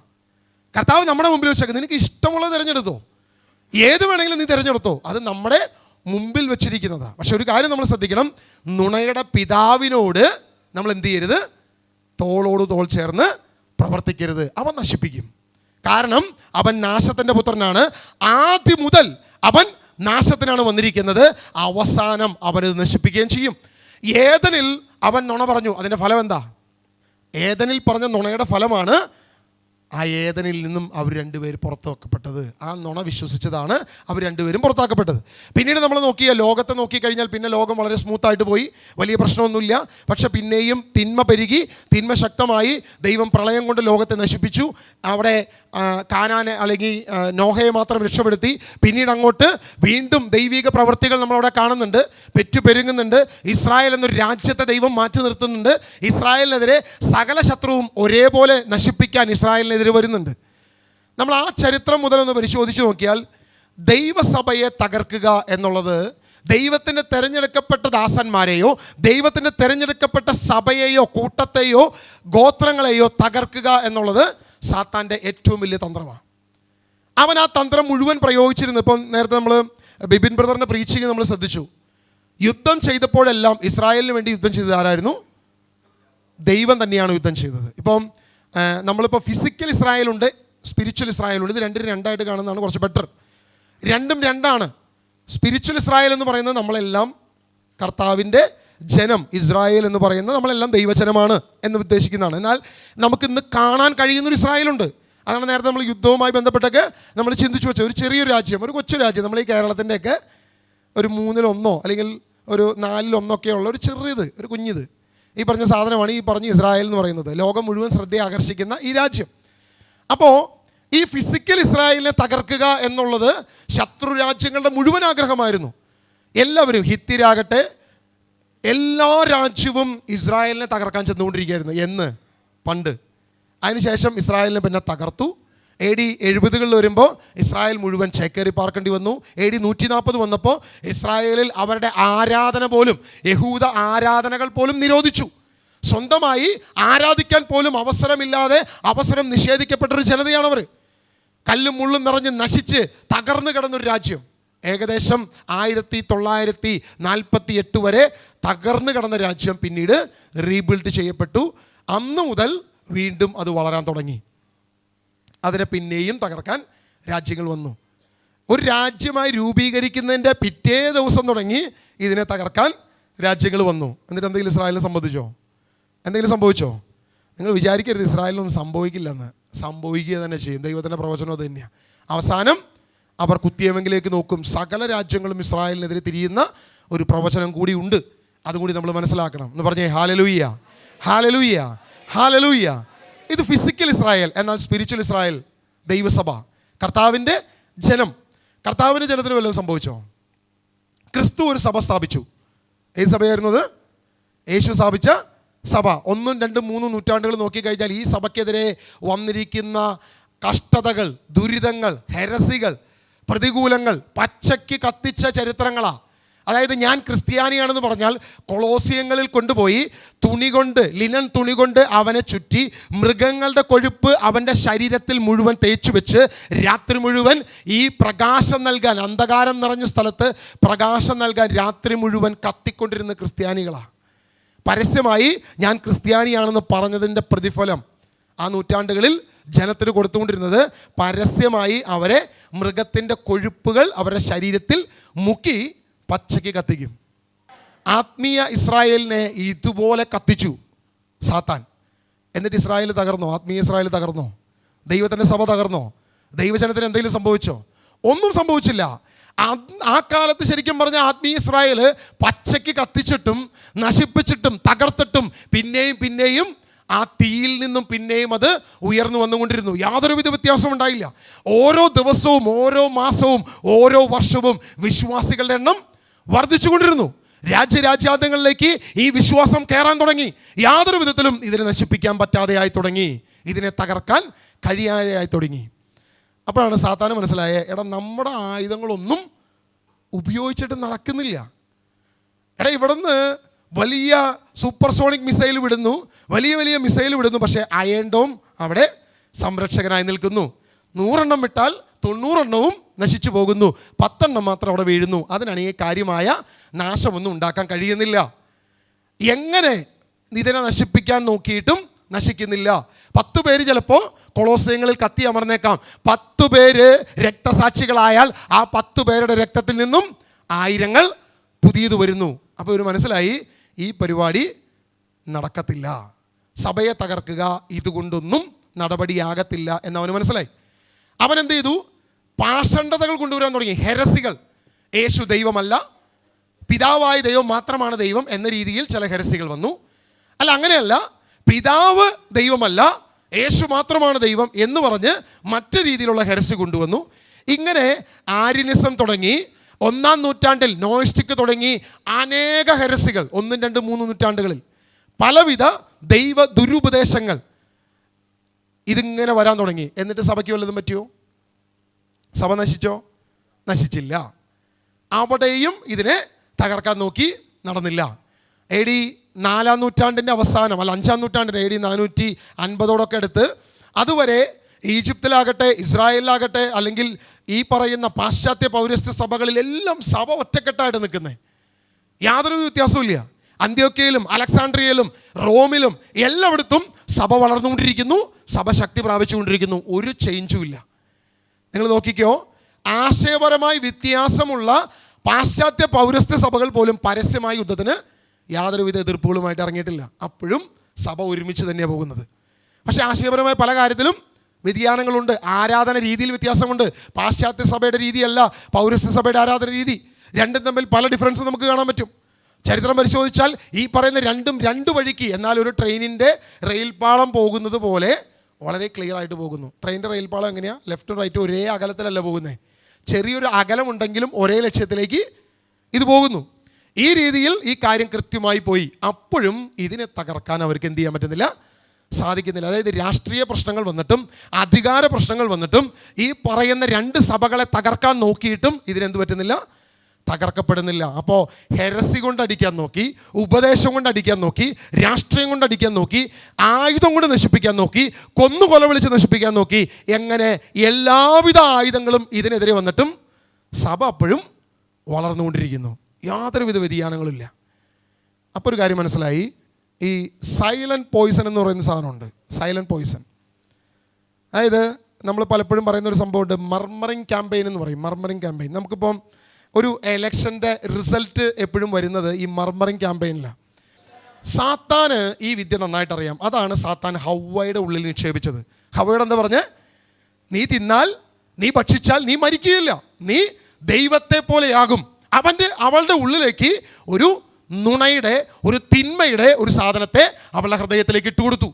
അവൾ വിചാരിച്ചു ശരിയായിരിക്കാം, അതായിരിക്കാം ശരി. അവളുടെ കണ്ണിൽ ഒരു കൺമോഹം വന്നു, ഹൃദയത്തിൽ ഒരു മോഹം വന്നു. ആ മോഹം ഗർഭം ധരിച്ച് ആ പാപത്തെ പ്രസവിച്ചു, പഴത്തെ പറിച്ചു. എടാ, പഴം പറിച്ചാൽ മരിക്കുമെന്നാണ് ആര് പറഞ്ഞിരുന്നത്? ആദം പറഞ്ഞിരുന്നത്. പറിച്ചു നോക്കി, കുഴപ്പമൊന്നുമില്ലല്ലോ. എന്നാൽ പിന്നെ കഴിച്ചു നോക്കാം. കഴിച്ചു നോക്കി, കുഴപ്പമൊന്നുമില്ലല്ലോ. അവനും കൊണ്ടു കൊടുത്തു, അവനും കഴിച്ചു നോക്കി, കുഴപ്പമൊന്നുമില്ലല്ലോ. ഒരു പ്രശ്നമില്ല. ദൈവമല്ലേ നുണ പറഞ്ഞത്? സാത്താൻ ശരിയല്ലേ പറഞ്ഞത്? ഈ ചിന്ത അവളുടെ ഹൃദയത്തെ ഭരിക്കാൻ തുടങ്ങി. എപ്പോഴും എങ്ങനെയാ? നുണയും നുണയുടെ പിതാവും ഇതേ രീതിയിലാണ് ഓരോരുത്തരുടെ ഹൃദയത്തിൻ്റെ അകത്തോട്ട് ഈ പറഞ്ഞ വിഷയം തള്ളിക്കയറ്റുന്നത്. നമ്മൾ നോക്കുമ്പോൾ ആയുധം കൊണ്ടും സകലത കൊണ്ടും നശിപ്പിക്കാൻ കഴിയാത്ത സഭയെ അന്നു മുതൽ നുണയുടെ ഒരു കൂടാരം കൊണ്ട് നശിപ്പിക്കാൻ തുടങ്ങി. 7-ാം നൂറ്റാണ്ടിൽ ഒരു നുണയുടെ വലിയൊരു കൂടാരം കെട്ടിപ്പടുത്തു. 6-ാം നൂറ്റാണ്ടിൻ്റെ അവസാനം അല്ലെങ്കിൽ 7-ാം നൂറ്റാണ്ടോട് കടന്നു വന്നപ്പോൾ ഇതേ രീതിയിൽ തന്നെ മറ്റൊന്ന് കടന്നു വന്നു. വിശ്വാസത്തിൻ്റെ തലം തന്നെയാണ് അവിടെ വന്നത്. വിശ്വാസത്തിൻ്റെ മുഖംമൂടി അണിഞ്ഞു. ഞങ്ങൾ ഏകദൈവത്തിൽ വിശ്വസിക്കുന്നു, ഞങ്ങൾ ഏകദൈവത്തെ ആരാധിക്കുന്നു, ഞങ്ങൾ അബ്രാഹാമിക മഗതം തന്നെയാണ്, അബ്രാഹാം തന്നെയാണ് ഞങ്ങളുടെ പിതാവ് എന്ന് പറഞ്ഞുകൊണ്ട് ഒരുവൻ രംഗപ്രവേശനം ചെയ്തു. അതുവരെ എല്ലാ രീതിയിലും സാത്താൻ ദൈവസഭയെ നശിപ്പിക്കാൻ നോക്കി, ദൈവജനതയെ തകർക്കാൻ നോക്കി. പക്ഷെ അതൊന്നും നടന്നില്ല. പക്ഷേ 6-ാം നൂറ്റാണ്ടിൻ്റെ അവസാനം ഇതാ ഒരു വലിയ തിന്മയുടെ ശക്തി വളരാൻ തുടങ്ങി. ഞങ്ങളും അബ്രാഹമിൻ്റെ ഗോത്രവും അബ്രാഹമിൻ്റെ മതവുമാണ്, അബ്രാഹാം തന്നെയാണ് ഞങ്ങളുടെ പിതാവ്, എന്നാൽ അബ്രാഹാമിൻ്റെ മകനായ ഇസ്ഹാക്കല്ല ഇസ്മായിലാണ് ഞങ്ങളുടെ തലമുറ എന്ന് പറയാൻ തുടങ്ങി. ഞങ്ങൾക്കുമുണ്ട് ആദം, ഞങ്ങൾക്കുമുണ്ട് ഹവ്വ, എല്ലാ പേരുകളും എന്ത് ചെയ്തു, ഇവിടുന്ന് നേരെ അങ്ങോട്ട് കടകൊടുത്തു. ഞങ്ങൾ ഏകദൈവത്തിലാണ് ആരാധിക്കുന്നത് എന്ന ഒരു വലിയ നുണ അവർ പ്രചരിപ്പിച്ചു. എല്ലാ രീതിയിലും ഒരു ഹിഡൻ അജണ്ട അതിൻ്റെ പുറകിൽ വന്നു. അവർക്കുമുണ്ട്, നമുക്കിവിടെ യേശു ഉണ്ടെങ്കിൽ അവർക്കവിടെ മറ്റൊരു പേരിൽ അറിയപ്പെടും, നമുക്കിവിടെ മാതാവുണ്ടെങ്കിൽ അവിടെ മിരിയാമുണ്ട്. ഇങ്ങനെ എല്ലാ പേരുകൾ മാത്രം ഹൈലൈറ്റ് ചെയ്തു. നമ്മളിപ്പോൾ ഒരു ചേരുംപടി ചേർക്കാനായിട്ട് വെച്ച് കഴിഞ്ഞാൽ ഇവിടെയുള്ള പേരെല്ലാം അവിടെ കൊണ്ടുവന്ന് വെച്ചു. എന്തിനു പറയുന്നു, നമ്മുടെ കത്തോലിക്ക സഭയൊക്കെ പഠിപ്പിക്കുന്ന CCCയിൽ പോലും പറഞ്ഞിരിക്കുന്നത് ഇത് രണ്ടും ഇതൊക്കെ അബ്രാഹമിക മതം തന്നെയാണെന്ന് പറയാൻ തുടങ്ങി. അപ്പോൾ നമ്മുടെ പെൺപിള്ളേരൊക്കെ നോക്കുമ്പോൾ അവരും ഏകദൈവത്തിൽ ആശ്രയിക്കുന്നത്, അവരും ദൈവത്തിൽ തന്നെയാണല്ലോ വിശ്വസിക്കുന്നത്. ഇങ്ങനെ എല്ലാ രീതിയിലേക്കും കാര്യങ്ങൾ വന്നു കഴിഞ്ഞപ്പോൾ ജനം എന്ത് ചെയ്യാൻ തുടങ്ങി, അതും ദൈവത്തെ തന്നെയാണ് ആരാധിക്കുന്നത്, ഇതും ദൈവത്തെ തന്നെയാണ് ആരാധിക്കുന്നത് എന്ന ചിന്തയിലേക്ക് പോകാൻ തുടങ്ങി. ഇവിടെ വരുന്ന ഏറ്റവും വലിയ പ്രശ്നം, ക്രിസ്ത്യാനിറ്റിയുടെ ഏറ്റവും പ്രധാനപ്പെട്ട വിഷയം എന്താണ്? വിശുദ്ധ ബൈബിൾ നമുക്ക് മുന്നോട്ട് വയ്ക്കുന്ന ഏറ്റവും പ്രധാനപ്പെട്ട സുവിശേഷം എന്താണ്? അബ്രാഹമിക മതമാണ് ക്രിസ്ത്യാനിറ്റി എന്നുള്ളതാണോ ക്രിസ്ത്യാനിറ്റിയുടെ ഏറ്റവും പ്രധാനപ്പെട്ട വിഷയം? ആണോ? ഇസ്ഹാക്കിലൂടെ വന്നത് അല്ലെങ്കിൽ യാക്കോബിലൂടെ വന്നത് 12 ഗോത്രങ്ങൾ, ഇസ്രായേൽ എന്ന രാജ്യം, പഴയ നിയമ പ്രവാചകന്മാർ, ഇതെന്തെങ്കിലുമാണോ നമ്മുടെ വിഷയം? അല്ല. ഉൽപ്പത്തി മുതൽ വെളിപാട് വരെ ഒരൊറ്റ വിഷയമാണ്. നിന്റെ പാപത്തിന് വേണ്ടി, നിന്റെ തിന്മയ്ക്ക് വേണ്ടി ലോകം നിന്നെ മറയ്ക്കുമ്പോൾ, ലോകം നിന്നെ തകർക്കുമ്പോൾ, നിന്റെ രക്ഷയ്ക്ക് വേണ്ടി കാൽവരിയിൽ ക്രൂശിതനായ യേശുവാണ് ഇതിൻ്റെ പ്രധാനപ്പെട്ട വിഷയം. വിശുദ്ധ ബൈബിളിൻ്റെ ഏറ്റവും ഇമ്പോർട്ടൻ്റ് വിഷയം എന്ന് പറയുന്നത് എൻ്റെ രക്ഷയ്ക്ക് വേണ്ടി കാൽവരിയിൽ ഒരുവൻ ക്രൂശിതനായ എന്നുള്ളതാണ്. മറയ്ക്കപ്പെടേണ്ട വിഷയവും അത് തന്നെയാണ്. നിന്റെ രക്ഷയെ തകർക്കണമെങ്കിൽ ഈ ഒരൊറ്റ നുണ മതി. എന്ത് ചെയ്തിട്ടില്ല? യേശു മരിച്ചിട്ടില്ല, യേശു ക്രൂശിക്കപ്പെട്ടിട്ടില്ല. ഈ ഒരൊറ്റ വിഷയം സാത്താന് മതി. മറ്റൊരു വിഷയം അവന് പ്രശ്നമല്ല. സഭയെ തകർക്കാൻ അവൻ ആയുധം ഉപയോഗിക്കണ്ട, സഭയെ നശിപ്പിക്കാൻ അവൻ ഒരു ഫിസിക്കൽ വെപ്പണും വേണ്ട, സഭയെ ഇല്ലാതാക്കാൻ ഇവിടെയുള്ളവനെ പച്ചയ്ക്ക് കത്തിക്കണ്ട, അവൻ്റെ കാലോ കയ്യോ വെട്ടണ്ട, ഒന്നും വേണ്ട. ഒരൊറ്റ കാര്യം മതി, ഒരു ചെറിയ നുണ. യേശു ക്രിസ്തു ക്രൂശിതനായിട്ടില്ല എന്ന് പറയുന്ന ഒറ്റ നുണയമേ അവൻ ജനത്തെ നേടാൻ തുടങ്ങി. ഇത് രണ്ടും സെയിമാണ്, ശരിയാണ്, കറക്റ്റാണ് എന്ന ചിന്തയിൽ ജനം പോകാൻ തുടങ്ങി. ഇന്നെന്ത് സംഭവിച്ചു? സഭ പോലും അത് ഏറ്റു പറയാൻ തുടങ്ങി, അല്ലെങ്കിൽ ക്രിസ്തീയ വിശ്വാസ സമൂഹം പോലും അത് ശരിയല്ലേ എന്ന് പറയാൻ തുടങ്ങി. അങ്ങനെ വിശ്വസിക്കാൻ തുടങ്ങി, ഈ രീതിയിൽ മുന്നോട്ട് പോകാൻ തുടങ്ങി. അതിൻ്റെ ഇടയിൽ എല്ലാ നുണയും പ്രചരിപ്പിച്ചു വെച്ചിട്ടുണ്ട്. അതാണ് അതിൻ്റെ രസം. അതായത് യഹൂദനോടുള്ള പൂർണ്ണ ശത്രുത, ക്രിസ്ത്യാനിയോടുള്ള പൂർണ്ണ ശത്രുത, ഇതെല്ലാം അതിൻ്റെ ഉള്ളിൽ അവരെന്ത് ചെയ്തിട്ടുണ്ട്? ഉള്ളിൽ അവരുടെ ഹൃദയത്തിൽ നിക്ഷേപിച്ചു വെച്ചിട്ടുണ്ട്. നമ്മൾ നോക്കുമ്പോൾ എല്ലാം ഏക ദൈവത്തെ ആരാധിക്കുന്നു, ഏക സത്യ ദൈവത്തെയാണ് അവരും ആരാധിക്കുന്നത്, നമ്മളും ആരാധിക്കുന്നത്. നമുക്ക് ചിന്തിക്കാം, അങ്ങനെ വിശ്വസിക്കാം. പക്ഷേ അതിൻ്റെ അകത്ത് കയറി പഠിച്ചു തുടങ്ങുമ്പോൾ, അതിൻ്റെ കോർ കണ്ടന്റുകൾ മനസ്സിലാക്കുമ്പോൾ ഒരൊറ്റ കാര്യമേ അവിടെ ചെയ്തിട്ടുള്ളൂ. അവർക്കുമുണ്ട് യേശു, അല്ലെങ്കിൽ യേശു എന്ന രീതിയിൽ ആ പേരിൽ അവരും ഒരാളെ, ഒരു പ്രവാചകനെ കൊണ്ടുവച്ചിട്ടുണ്ട്. പക്ഷേ വിശുദ്ധ ബൈബിൾ മുന്നോട്ട് വയ്ക്കുന്ന യേശുവാണ് ഏകരക്ഷ, കാൽവരിയിലെ ക്രൂശാണ് നിന്റെ രക്ഷയുടെ ഏറ്റവും പ്രധാനപ്പെട്ട വിഷയം എന്നുള്ളത് മാത്രം എന്ത് ചെയ്തു? അവൻ ഇല്ലാതെയാക്കി. അതിനെ മാത്രം ഹൈഡ് ചെയ്തു, അതിനെ മാത്രം മാറ്റി നിർത്തി. ഈ ഒരൊറ്റ വിഷയം മതി അവന്. ദൈവസഭയെ നശിപ്പിക്കുക, ദൈവജനത്തെ നശിപ്പിക്കുക. അതായത് ബൈബിൾ എന്ത് വിശ്വസിക്കുന്നോ, ബൈബിൾ എന്ത് പ്രതിപാദിക്കുന്നുവോ, ബൈബിൾ എന്താണ് മുന്നോട്ട് വെക്കുന്നത്, ദൈവജനത്തിന് എന്താണ് ദൈവം തരാൻ ആഗ്രഹിച്ച ഏറ്റവും പ്രധാനപ്പെട്ട സുവിശേഷം, ഏറ്റവും പ്രധാനപ്പെട്ട വിഷയം, ആ വിഷയത്തെ ഇല്ലാതാക്കുക, ആ വിഷയത്തെ മാത്രം ഹൈഡ് ചെയ്യുക, ബാക്കി എല്ലാത്തിനെയും കൊണ്ടുവന്ന് വയ്ക്കുക. ഇവിടെയാണ് സഭയുടെ തകർച്ച തുടങ്ങിയത്. നിങ്ങൾ ചരിത്രം പരിശോധിച്ചോ? 1 തുടങ്ങി 7 നൂറ്റാണ്ടുകൾ വരെ, അല്ലെങ്കിൽ 6-ാം നൂറ്റാണ്ട് ഏകദേശം 612 വരെ നമ്മൾ നോക്കിക്കഴിഞ്ഞാൽ സഭയുടെ വളർച്ച കത്തിക്കയറുകയായിരുന്നു. പാശ്ചാത്യ പൗരസ്ത്യ രാജ്യങ്ങളിൽ, ഏത് രാജ്യങ്ങളിലും സഭ വളർന്നുകൊണ്ടിരിക്കുകയായിരുന്നു. വിവിധ രീതിയിൽ, വിവിധ ഭാഷകളിൽ, വിവിധ രാജ്യങ്ങളിൽ ഇതിങ്ങനെ ജനത്തിൽ നിന്നും ജനത്തിലേക്ക് ഇങ്ങനെ വളർന്നുകൊണ്ടിരുന്നു. പക്ഷേ പിന്നീടുള്ള വളർച്ച നമ്മൾ നോക്കിക്കഴിഞ്ഞാൽ അത് ഇൻക്രീസിങ് അല്ല, അത് ഡിക്രീസിങ് ആണ്.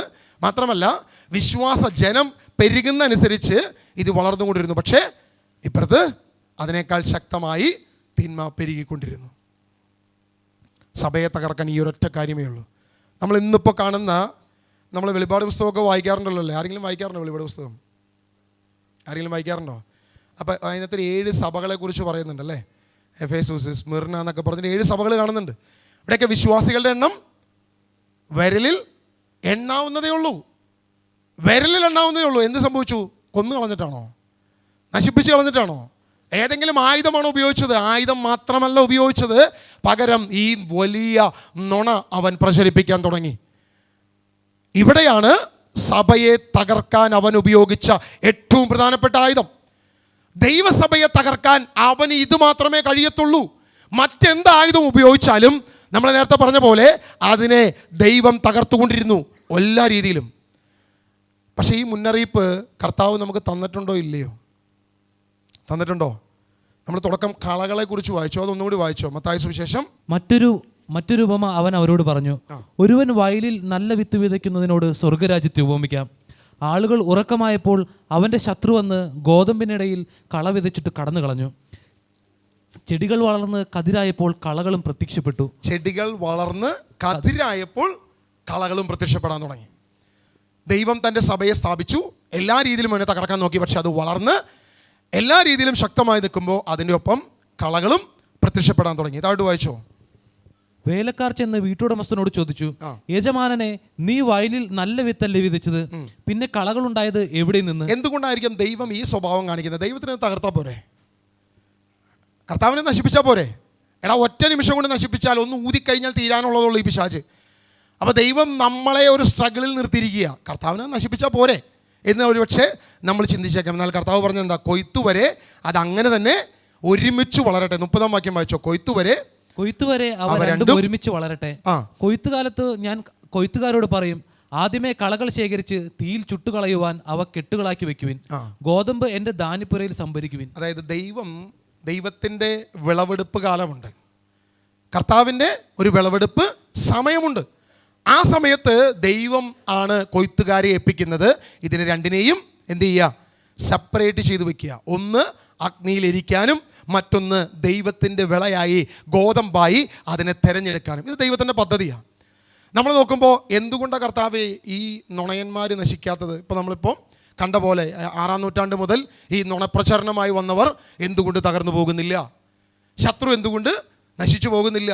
ഇപ്പോൾ ലോകരാജ്യങ്ങളിൽ എല്ലാ വിശ്വാസവും ഒരേപോലെ തന്നെ പോകുന്നു, യാതൊരു വ്യത്യാസവും ഇല്ല. എല്ലാ രീതിയിലും ഈ രീതിയിൽ പോകുന്നു. എന്നാൽ യേശുവിനെ ഏറ്റുപറയാത്തവരൊക്കെ ഇപ്പോഴും സുഖമായി സന്തോഷമായി ജീവിക്കുന്നല്ലോ. കർത്താവിന് ഒറ്റ വിളവെടുപ്പേ ഉള്ളൂ, പല ടൈപ്പ് വിളവെടുപ്പില്ല, ഒരേ ഒരു വിളവെടുപ്പ്. അതിനെക്കുറിച്ച് കർത്താവ് പറഞ്ഞത്, കൊയ്ത്തുവരെ അതൊരുമിച്ച് വളരട്ടെ. കർത്താവ് നമ്മളോട് പറഞ്ഞു, നന്മയും തിന്മയും നിൻ്റെ മുൻപിൽ വെച്ചിരിക്കുന്നു, നിനക്ക് ഇഷ്ടമുള്ളത് തിരഞ്ഞെടുക്കാം. ഏത് വേണമെങ്കിലും നിനക്ക് തിരഞ്ഞെടുക്കാം. നന്മയും തിന്മയും നിൻ്റെ മുൻപിൽ വെച്ചിരിക്കുന്നു. നമ്മൾ പലപ്പോഴും ചിന്തിക്കുന്നൊരു കാര്യമുണ്ട്, ഞാൻ ചിന്തിച്ച വിഷയം നിങ്ങൾ ചിന്തിക്കുമെന്ന് എനിക്കറിയത്തില്ല. ഈ ഹവ്വ ഈ പഴം ഭക്ഷിക്കാനായി പറച്ചപ്പോഴെങ്കിലും ആ കയ്യെ കയറി പിടിക്കേണ്ട കർത്താവ് അല്ലേ? അതല്ലേ ചെയ്യണ്ടേ? നിന്നോട് പറഞ്ഞേക്കുന്നില്ലടി, പറക്കരുന്ന് പറഞ്ഞേക്കുന്നില്ലടി, തിന്നരുന്ന് പറഞ്ഞേക്കുന്നില്ലടി. കർത്താവ് ചെയ്തോ? കർത്താവ് വന്നോ? കർത്താവ് അനങ്ങി കൊടുത്തില്ല. നമ്മുടെ കർത്താവ് പറച്ചോ, നോക്കാം, തിന്ന് നോക്കാം. ആ ഏരിയയിലേക്ക് നോക്കാത്തവനാണ് നമ്മുടെ ദൈവം. കാരണം ദൈവത്തിനൊറ്റ ഇതേ ഉള്ളൂ. നമ്മളെ റോബോട്ടായിട്ട് കൊണ്ടുകിടന്ന് ഇങ്ങനെ ചെയ്യണം എന്ന് പറയുന്നത്, നന്മയും തിന്മയും നിൻ്റെ മുൻപിൽ വെച്ചിരിക്കുന്നു, നിനക്ക് ഇഷ്ടമുള്ളത് സ്വീകരിക്കാം. നിനക്ക് കണ്ടാൽ അറിയാം ഏതാണ് നന്മ. ഫലത്തെ നോക്കി നിന്നോട് പറഞ്ഞു ഏദൻ തോട്ടത്തിലെ ബാക്കി എല്ലാ ഫലവും നിനക്ക് എന്ത് ചെയ്യാം? ഭക്ഷിക്കാം. ഈ ഫലം മാത്രമേ ഭക്ഷിക്കരുതെന്ന് പറഞ്ഞിട്ടുള്ളൂ.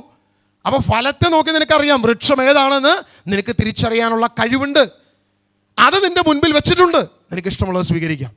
ദൈവം എപ്പോഴും അതാണ് ചെയ്യുന്നത്. യാതൊരു വിധത്തിലും ദൈവം വന്ന് നമ്മുടെ കയ്യെ പിടിച്ച് നീ ചെയ്യരുതെന്നോ നീ അത് ചെയ്യരുതെന്നോ ഒന്നും പറയുന്ന ഒരു ദൈവമല്ല നമ്മുടെ ദൈവം. Hallelujah, hallelujah. യേശുവേ ആരാധന, യേശുവേ ആരാധന, യേശുവേ ആരാധന. വെളിപാട് പുസ്തകം 13-ാം അധ്യായം അതിൻ്റെ 5-ാം വാക്യം വായിക്കാം. വെളിപാട് പുസ്തകം 13-ാം അധ്യായം അതിൻ്റെ 5-ാം വാക്യം. ദൈവദൂഷണവും വൻപും പറയുന്ന ഒരു വായ് അതിന് നൽകപ്പെട്ടു. 42 മാസം പ്രവർത്തനം നടത്താൻ അതിന് അധികാരവും നൽകപ്പെട്ടു. ആരധികാരം കൊടുത്തു? ദൈവം തന്നെ അധികാരം കൊടുക്കുക. ദൈവദൂഷണവും വൻപും പറയുന്ന ഒരു വായ് അവന് നൽകപ്പെട്ടു. 42 മാസം പ്രവർത്തനം നടത്താൻ ദൈവം തന്നെ അവന് അധികാരം കൊടുത്തു. ദൈവം അങ്ങനെയാ. ദൈവം അവന് എല്ലാ ഫ്രീഡവും കൊടുത്തു. നീയാണ് എന്ത് ചെയ്യേണ്ടത്? നോക്കേണ്ടത്, ശ്രദ്ധിക്കേണ്ടത്, കാര്യങ്ങളെക്കുറിച്ച് മനസ്സിലാക്കണം. 1 തിമോത്തി അതിൻ്റെ 4-ാം അധ്യായം 1-2 വാക്യം. 1 തിമോത്തി 4-ാം അധ്യായം 1-2 വാക്യം. വരും കാലങ്ങളിൽ ചിലർ കപടാത്മാക്കളിലും പിശാചിന്റെ പ്രബോധനങ്ങളിലും ശ്രദ്ധയർപ്പിച്ചുകൊണ്ട് വിശ്വാസത്തിൽ നിന്ന് വ്യതിചലിക്കുമെന്ന് ആത്മാവ് വ്യക്തമായി പറയുന്നു. മനസാക്ഷി കത്തിക്കരിഞ്ഞു പോയ നുണയന്മാരുടെ കാപട്യമാണ് ഇതിന് കാരണം. അതായത് ഒരു വ്യക്തി വിശ്വാസം നഷ്ടപ്പെടുത്തുന്ന ബേസിക്കാണ് പറയുന്നത് അവിടെ. പൗലോസ് അപ്പോസ്തലൻ തിമോത്തിയർക്ക് എഴുതിയ ലേഖനത്തിൽ അവൻ്റെ വിശ്വാസത്തെ ഇല്ലാതാക്കാൻ സാധിക്കുന്ന ഏറ്റവും ബേസിക് ആയിട്ടുള്ള കാര്യം, ഈ ഒരു കാര്യം ചെയ്താൽ മതി, അവൻ എന്ത് പറ്റും? അവൻ്റെ വിശ്വാസം പതിയെ പതിയെ പതിയെ പതിയെ ഇല്ലാതെ ആയിക്കോളും. വലിയ താമസമില്ലാതെ അവൻ വിശ്വാസം കുറഞ്ഞ്, പ്രാർത്ഥന കുറഞ്ഞ് അവിശ്വാസത്തിലേക്കും നാശത്തിലേക്കും പോയി പോകുമെന്ന് ആർക്കറിയാം? സാത്താൻ അറിയാം. ഇതാണ് അവിടെ ചെയ്തു വയ്ക്കുന്നത്. അതാണ് വ്യക്തമായിട്ട് അവിടെ പറഞ്ഞിരിക്കുന്നത്. വരും കാലങ്ങളിൽ ചിലർ കപടാത്മാക്കളിലും പിശാചിൻ്റെ പ്രബോധനങ്ങളിലും ശ്രദ്ധ അർപ്പിച്ചുകൊണ്ട് വിശ്വാസത്തിൽ നിന്നും വ്യതിചലിക്കുമെന്നും ആത്മാവ് വ്യക്തമായി പറയുന്നു. ഇപ്പോൾ ഇങ്ങനെ ശ്രദ്ധിക്കുക, ഈ ഒരൊറ്റ വിഷയം കൂടി വെച്ചിട്ട് നമുക്ക് ആരാധനയിലേക്ക് കടന്നു പോകാം. ഇപ്പോൾ ഞാൻ പാപിയാണ് എന്ന് എനിക്കറിയാം, അല്ലേ? ഞാൻ പാപിയാണ്. ഒരു കാലത്ത് ഞാൻ അനേക പാപങ്ങൾ ചെയ്തതാണ്. എന്നാൽ കർത്താവിൻ്റെ കൃപയാൽ ഞാൻ വീണ്ടെടുക്കപ്പെട്ടു. ഞാൻ വിശ്വാസത്തിലേക്ക് വന്നു, രക്ഷയിലേക്ക് വന്നു. ഞാൻ ക്രിസ്തുവിൻ്റെ കൃപയിൽ, കരുണയിൽ ഞാൻ ആശ്രയിക്കുന്നു. ഞാൻ ദൈവത്തിൻ്റെ കരുണയിലാണ് ഇന്ന് ഞാൻ നിൽക്കുന്നത്. ഇന്ന് ഞാൻ നിൽക്കുന്നത് ദൈവത്തിൻ്റെ, ക്രിസ്തുവിൻ്റെ കരുണയിലാണ്. എങ്കിലും എന്നിൽ പാപമില്ല എന്ന് എനിക്ക് പറയാൻ പറ്റുമോ? എൻ്റെ കണ്ണ് പാപം ചെയ്യുന്നില്ല എന്ന് എനിക്ക് പറയാൻ പറ്റുമോ? എൻ്റെ നാവ് പാപം ചെയ്തില്ല. ഞാൻ എൻ്റെ മോനെ ഉപദേശിച്ചു നുണ പറയരുത്, എന്നിട്ട് ഞാൻ എന്ത് ചെയ്തു? നുണ പറഞ്ഞു. അവനെ ഞാൻ ഉപദേശിക്കുന്ന അതേ ഞാൻ തന്നെ ഒരു പ്രാക്ടിക്കൽ സൈഡ് വന്നപ്പോൾ ഞാൻ തന്നെ അബദ്ധം കാണിച്ചു. എൻ്റെ ജീവിതത്തിലെ അനുഭവമാണ് പിന്നെ അതിൽ നിന്ന് തന്നെ മാറ്റാൻ തുടങ്ങിയത്. പലപ്പോഴും അങ്ങനെയാണ്. നമ്മളെ ജീവിതത്തിൽ അനുദിനമാണ് വിശുദ്ധീകരിക്കപ്പെട്ടിരിക്കുന്നത്. എൻ്റെ പിതാവ് പരിശുദ്ധനായിരിക്കുന്നത് പോലെ ഞാനും നിങ്ങളും പരിശുദ്ധരാകണമെന്നാണ് ക്രിസ്തുവിൻ്റെ ആഗ്രഹം. അല്ലാതെ നമ്മളെല്ലാം പരിശുദ്ധരാണ് എന്നല്ല ദൈവത്തിൻ്റെ ചിന്ത. നമ്മളെല്ലാം എല്ലാവിധ മേഖലകളിലും കുറ്റവും കുറവുകളും ഉള്ളതാണ്. ജോബിനെ കുറിച്ച് ദൈവം പറയുന്നത്, ഞാൻ ജോബിന് എന്ത് ചെയ്തു? ജോബ് എൻ്റെ നീതിമാനാണ്, ജോബ് വിശുദ്ധനാണ് എന്നാരാ പറഞ്ഞത്? ദൈവം തന്നെയാണ് പറയുന്നത്. പക്ഷേ ജോബിൻ്റെ 3 സുഹൃത്തുക്കൾ വന്ന് ജോബിനെ കുറ്റപ്പെടുത്തുക. നിന്നിൽ ഇന്ന കുറവുണ്ട് എന്ന് പറഞ്ഞ് കുറ്റപ്പെടുത്തുന്നത് നമ്മൾ ജോബിൻ്റെ പുസ്തകത്തിൽ വായിക്കുന്നു. എനിക്ക് പറയാൻ പറ്റത്തില്ല ഞാൻ നീതിമാനാണെന്ന്, ഞാൻ എല്ലാം ഓക്കെയാണെന്ന് എനിക്ക് ഒരിക്കലും പറയാൻ പറ്റത്തില്ല. എന്നിൽ കുറ്റം കണ്ടുപിടിക്കാൻ ദൈവം ആഗ്രഹിച്ചാൽ, അല്ലെങ്കിൽ ദൈവം എന്നെ നോക്കിയാൽ ആയിരക്കണക്കിന് ലക്ഷക്കണക്കിന് എണ്ണി തിട്ടപ്പെടുത്താൻ കഴിയാത്ത കുറവുകൾ എന്നിലുണ്ടാവും. അപ്പോൾ പറയണം, ദൈവത്തിന് ഇനി ഇവനെ വീണ്ടെടുക്കാൻ പറ്റത്തില്ല, ഇവൻ തകർന്നു എന്നുള്ളതാണ് നമ്മൾ ബൈബിൾ നോക്കി പറയുന്നതെങ്കിൽ അതെവിടെ നിന്നാണ് വരുന്നത്? ദൈവത്തിൻ്റെ സ്നേഹത്തിന് അതിർവരമ്പുകളുണ്ടോ? ഉണ്ടോ? ദൈവത്തിൻ്റെ സ്നേഹത്തിന് ഒരു വരമ്പ് നിർമ്മിക്കുന്നവൻ ആരാണ്? ദൈവം നിന്നെ സ്നേഹിക്കുന്നില്ല എന്ന് പറയുന്നു. ഇപ്പം കാൽവരിയിലെ ക്രൂശ് ശരിക്കും എന്തിനാണ് പ്രതികരിക്കുന്നത്? കാൽവരിയിലെ ക്രൂശ് എന്താണ് നമ്മുടെ മുമ്പിൽ വെക്കുന്നത്? സ്നേഹമെന്നൊറ്റ വിഷയമാണ്. ഇതല്ലാതെ സ്വന്തം സഹോദരന് വേണ്ടി, സ്നേഹിതന് വേണ്ടി ജീവൻ ബലിവഴിക്കുന്നതിനേക്കാൾ വലിയ സ്നേഹമില്ല. യേശു പറഞ്ഞത് സ്നേഹത്തിൻ്റെ സുവിശേഷം, യോഹന്നാന്റെ സുവിശേഷം മുഴുവൻ സ്നേഹത്തെക്കുറിച്ചാണ് പറഞ്ഞിരിക്കുന്നത്. ലേഖനങ്ങളാകട്ടെ, അപ്പസ്തോലന്മാരാകട്ടെ, തങ്ങളുടെ സുവിശേഷത്തിൻ്റെ പ്രധാനപ്പെട്ട വിഷയം യേശുവിൻ്റെ സ്നേഹമാണ്. സ്നേഹമാണ് ഈ സുവിശേഷത്തിൻ്റെ രക്ഷയുടെ ഏറ്റവും പ്രധാനപ്പെട്ട വിഷയം. അപ്പോൾ ഒരുവൻ വന്ന് പറയുകയാണ്, കർത്താവിനി കരുണ കാണിക്കില്ല എന്ന് നമ്മളോട് പറയുകയാണെങ്കിൽ, കർത്താവിനി നിന്നോട് കരുണ കാണിക്കത്തില്ല, നീ നശിച്ചു എന്നൊരുവൻ പ്രഘോഷിക്കുകയാണെങ്കിൽ അതെവിടെ നിന്നാണ്? അത് ക്രിസ്തുവിൽ നിന്നാണോ? യേശുവിൽ നിന്നാണോ? ദൈവം ഇനി ഒരുവനോട് കരുണ കാണിക്കത്തില്ല എന്ന് പഠിപ്പിക്കുകയാണെങ്കിൽ അത് യേശുവിൽ നിന്നല്ല. അവൻ എന്ത് ചെയ്യുക? ക്രിസ്തുവിൻ്റെ സ്നേഹത്തിന് അതിർവരമ്പുകൾ വയ്ക്കുന്നു. ഇപ്പം നമ്മൾ അങ്ങനെയല്ലോ, വാർക്കയൊക്കെ വാർത്തിട്ട്, സ്ഥലം വാർത്തിട്ട് അതിൻ്റെ 4 സൈഡിൽ ഇങ്ങനെ വരമ്പ് വയ്ക്കും. എന്തിനു വേണ്ടിയാ? വെള്ളം ഒഴിച്ച് ഇതൊന്ന് സെറ്റാവാൻ വേണ്ടി, ആ വെള്ളം പുറത്ത് പോകാതിരിക്കാൻ നമ്മളിങ്ങനെ അതിർവരമ്പ് ഉണ്ടാക്കും. ആ വെള്ളം എന്ത് ചെയ്യരുത്? കവിഞ്ഞ് പുറത്ത് പോകരുത്. ക്രിസ്തുവിൻ്റെ സ്നേഹത്തിന് ഒരുവൻ അതിർവരമ്പുകൾ ഉണ്ടാക്കുകയാണെങ്കിൽ അവനാണ് അവൻ ആരാണെന്ന് നമ്മളൊന്ന് ചിന്തിച്ചു നോക്കിയാൽ മതി. കാരണം സുവിശേഷത്തിനെതിരെ നിൽക്കുന്നവൻ, ദൈവവചനത്തിന് എതിരെ നിൽക്കുന്നവൻ അവനാണ്. കർത്താവിൻ്റെ സുവിശേഷം നശിപ്പിക്കുക, ക്രിസ്തുവിൻ്റെ പ്രബോധനത്തെ ഇല്ലാതാക്കുക, അപ്പസ്തോലന്മാരുടെ സുവിശേഷത്തെ കാറ്റിൽ പറത്തുക, ഇത് മാത്രമാണ് അവരുടെ ഉദ്ദേശം, മറ്റൊരു ഉദ്ദേശമില്ല. അതുകൊണ്ടാണ് തിമോത്തിയോസിന്റെ ലേഖനം 4-ാം അധ്യായം 1-ാം വാക്യം നമ്മളോട് പറഞ്ഞത്, വരും കാലങ്ങളിൽ ചില കപടാത്മാക്കളിലും പിശാചിൻ്റെ പ്രബോധനങ്ങളിലും ശ്രദ്ധ അർപ്പിച്ചുകൊണ്ട് വിശ്വാസത്തിൽ നിന്നും വ്യതിചലിക്കുമെന്ന് ആത്മാവ് വ്യക്തമായി പറയുന്നു. മനസാക്ഷി കത്തിക്കരിഞ്ഞ നുണയന്മാരുടെ കാപട്യമാണ് ഇതിന് കാരണം. മനസാക്ഷി കത്തിക്കരിഞ്ഞ, ഒരുവൻ്റെ മനസാക്ഷി കത്തിക്കരിയുന്ന എവിടെയാണ് ഒരുവൻ്റെ മനസാക്ഷി കത്തിക്കരിയുക? ഇപ്പം കഴിഞ്ഞ ദിവസം തിരുവനന്തപുരത്ത് ഒരു കുടുംബത്തിലെ 7 പേരെ എങ്ങാണ്ട് ഒരുത്തൻ കൊന്നു അല്ലേ? എന്നാ എൻ്റെ പേര് മറന്നുപോയി അല്ലേ? നിങ്ങളൊക്കെ വായിച്ചല്ല വിഷയം. 7 പേരാണോ 5 പേരാണോ? എത്ര പേരെ? 5 പേരെ. ഓക്കെ, 5 പേരെ അവൻ നശിപ്പിച്ചു. ഒറ്റ നിസ്സാരം മണിക്കൂറുകൾ കൊണ്ട് സ്വന്തം കാമുകിയടക്കം, സ്വന്തം വല്യപ്പനെയും വല്യമ്മയും അടക്കം ചുറ്റിക കൊണ്ട് തലക്കടിച്ച് അവൻ കൊല ചെയ്തു. അവൻ എന്തില്ല? മനസാക്ഷിയുണ്ടോ? അവന് സ്നേഹം എന്ന് പറഞ്ഞ സാധനമുണ്ടോ? അവൻ്റെ പ്രണയിനി ആരായിരിക്കും? കാമുകി. അവൻ ഇഷ്ടപ്പെടുന്ന, അവൻ സ്വന്തമാക്കാൻ ആഗ്രഹിച്ച്, ഒരുമിച്ച് ജീവിക്കാൻ ആഗ്രഹിച്ച് അവൻ ഏറ്റവും കൂടുതൽ സ്നേഹിച്ച കാമുകി, ആ കാമുകി അവൻ എന്ത് ചെയ്തു? അടിച്ചു കൊന്നു, ഇല്ലാതെയാക്കി. കാരണം ഞാൻ ജയിലിൽ പോയി കഴിഞ്ഞാൽ ഇവൾ ഒറ്റയ്ക്കാവുമല്ലോ എന്ന് വിചാരിച്ചു. അവളോട് സ്നേഹമുണ്ടോ? ഇപ്പോൾ ഒരുവൻ കൊക്കയിലേക്ക് വീഴാൻ പോവാണ്, അവൻ്റെ ഭാര്യ അവൻ്റെ കൂടെയുണ്ട്. യഥാർത്ഥ സ്നേഹമുള്ളവനാണെങ്കിൽ എന്ത് ചെയ്യും? ഭാര്യയെ രക്ഷിച്ച് സ്വയം കൊക്കയിൽ പോയാലും കുഴപ്പമില്ല എന്ന് വിചാരിക്കും. അതല്ലേ യഥാർത്ഥ സ്നേഹം അല്ലേ? ഇപ്പം നിങ്ങൾ അമ്മമാർ, നിങ്ങളുടെ കുഞ്ഞ് നിങ്ങളുടെ കയ്യിലിരിക്കുക, ഒരു വലിയ പ്രശ്നം വരുന്നു, അല്ലെങ്കിൽ നിങ്ങൾക്ക് എന്തെങ്കിലും ഒരു പ്രോബ്ലം, വീടിന് തീ പിടിക്കുകയോ നിങ്ങളായിരിക്കുന്ന വാഹനത്തിൽ എന്തെങ്കിലും അപകടം പറ്റുകയോ, നിങ്ങൾ ആരെയായിരിക്കും കൂടുതൽ കെയർ ചെയ്യുക? സ്വന്തം മാറിടത്തിൽ ചേർന്ന് കിടക്കുന്ന കുഞ്ഞിനെ നിങ്ങൾ കെയർ ചെയ്യും. കാരണം എന്താ? എന്നേക്കാൾ അധികമായി ഞാൻ ആ കുഞ്ഞിനെ സ്നേഹിക്കുന്നു. അത് അമ്മയായാലും അപ്പനായാലും അതിനെ സ്നേഹിക്കും, അതിനെ കവർ ചെയ്യും. ഒരിക്കലും അത് നശിക്കാൻ ആഗ്രഹിക്കത്തില്ല, അതിനെ എങ്ങനെയെങ്കിലും രക്ഷിക്കും. ഈ മനസാക്ഷി കത്തിക്കരിഞ്ഞവന് ഈ പ്രശ്നമുണ്ടോ? അവന് പ്രശ്നമില്ല. അവൻ്റെ മനസാക്ഷി കത്തിക്കരിഞ്ഞാൽ മാത്രമേ. നിങ്ങൾക്ക് തോന്നുന്നുണ്ടോ ഒരാൾക്ക് ഈ 5 പേരെ, അതും സമയ ഗ്യാപ്പ്, എത്രയോ സമയം എടുത്തിട്ടാ, എത്രയോ മണിക്കൂറുകൾ അതിനിടയിൽ, അതിനിടയിൽ അവൻ കുളിച്ച് പിന്നെ റെഡിയായി, അവൻ ഭാര്യ പോയി 2 അടിച്ച് പിന്നെയും വന്ന് ഒരു മനുഷ്യനെ തലയ്ക്ക് ചുറ്റിക്കൊണ്ട് അടിച്ച് കൊല്ലാന്ന് പറഞ്ഞാൽ അത്ര ഈസിയാണോ? പറ്റുമോ? നമുക്ക് പറ്റുമോ? വേണ്ട. നിങ്ങളെ കൊല്ലാൻ നിൽക്കുന്നവനെ നിങ്ങൾക്ക് എത്ര പ്രാവശ്യം തല്ലാൻ പറ്റും? മാക്സിമം 1-2 അടി. അവൻ തളർന്നു കഴിഞ്ഞാൽ നമ്മൾ അടി നിർത്തും. നിങ്ങളെ ഏതൊക്കെ രീതിയിൽ എന്തൊക്കെ ഉപദ്രവം ചെയ്താലും മനസാക്ഷി കത്തിക്കരിയാത്തവനെ നശിപ്പിക്കാൻ പറ്റുന്ന ഒരു ലിമിറ്റേ ഉള്ളൂ. അത് കഴിഞ്ഞാൽ നമ്മൾ അവനോട് ക്ഷമിക്കും. നിങ്ങൾ നോക്കിക്കോ, നിങ്ങൾ നാവ് കൊണ്ട് തകർത്തവരെ നിങ്ങളിപ്പോഴും സ്നേഹിക്കുന്നില്ലേ? ഇല്ലാതെയാക്കിയവർ, നിങ്ങളെക്കുറിച്ച് എത്രയൊക്കെ മോശം പറഞ്ഞവരെയും നിങ്ങൾ ചേർത്ത് പിടിച്ചിട്ടില്ലേ? എന്തുകൊണ്ടാണ്? നിങ്ങളുടെ മനസാക്ഷി കത്തിക്കരിഞ്ഞിട്ടില്ല. പക്ഷെ മനസാക്ഷി കത്തിക്കരിയുന്ന ചില നുണയന്മാരെ കുറിച്ച് അവിടെ വചനം പറയുന്നത്, സൂക്ഷിക്കണം, അവർ സ്നേഹത്തിനെതിരാണ്. സ്നേഹമെന്നത് അവൻ്റെ ഉള്ളിലില്ല, കപട സ്നേഹമാണുള്ളത്. അതാണ് കൃത്യമായി ദൈവവചനം പറയുന്നത്. കപടയാത്മാവാണ്, പിശാചിൻ്റെ പ്രബോധനമാണ്, മനസാക്ഷി കത്തിക്കരിഞ്ഞ നുണയനും കാപട്യവുമാണ് ഇതിന് കാരണമെന്ന് വ്യക്തമായിട്ട് പൗലോസ് അപ്പോസ്തലൻ തിമോത്തിയോസിന് എഴുതിയ ലേഖനത്തിൽ വ്യക്തമായൊരു പ്രബോധനം നൽകുന്നു എന്ന് പറഞ്ഞേ. ഹല്ലേലൂയ. 28 പേരെ വെടിവെച്ച് കൊന്നവന് വല്ല മനസാക്ഷി ഉണ്ടായോ? ഈ കഴിഞ്ഞ ദിവസം കാശ്മീരിൽ വെച്ച് വല്ല മനസാക്ഷി ഉണ്ടായോ? സ്വയം പൊട്ടിത്തെറിച്ച് ആയിരക്കണക്കിന് ലക്ഷക്കണക്കിന് ആളെ കൊല്ലാൻ നോക്കുന്നതിന് വല്ല മനസാക്ഷി ഉണ്ടോ? എവിടെയെങ്കിലും മനസാക്ഷി ഇവിടെ ഉണ്ടോ എന്നുള്ളത് നമ്മൾ ചിന്തിച്ച് നോക്കുക.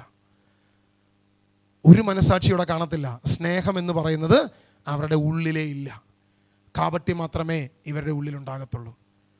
ഇതാണ് നമ്മൾ തിരിച്ചറിയേണ്ടത്. എന്നാൽ കർത്താവ് നമ്മളെ കൃപയാൽ വിളിച്ചു, ദൈവവചനത്തിന് മുൻപിൽ കൊണ്ടുവന്നു. ദൈവം നമുക്ക് നൽകുന്നൊരു സ്നേഹമുണ്ട്, അതിന് അതിർവരമ്പുകളില്ല, അതിന് അതിരുകളില്ല.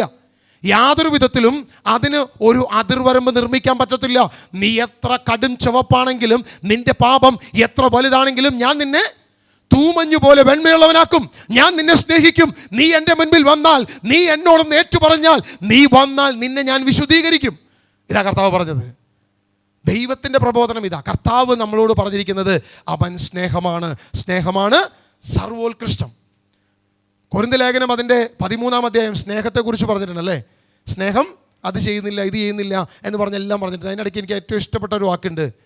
നീ ദഹിപ്പിക്കാൻ വിട്ടുകൊടുത്താലും സ്നേഹമില്ലെങ്കിൽ വട്ടപൂജ്യം, 0. നീ ദഹിപ്പിക്കാൻ വിട്ടുകൊടുക്കുക എന്ന് പറയുന്നത് എന്തുവാ?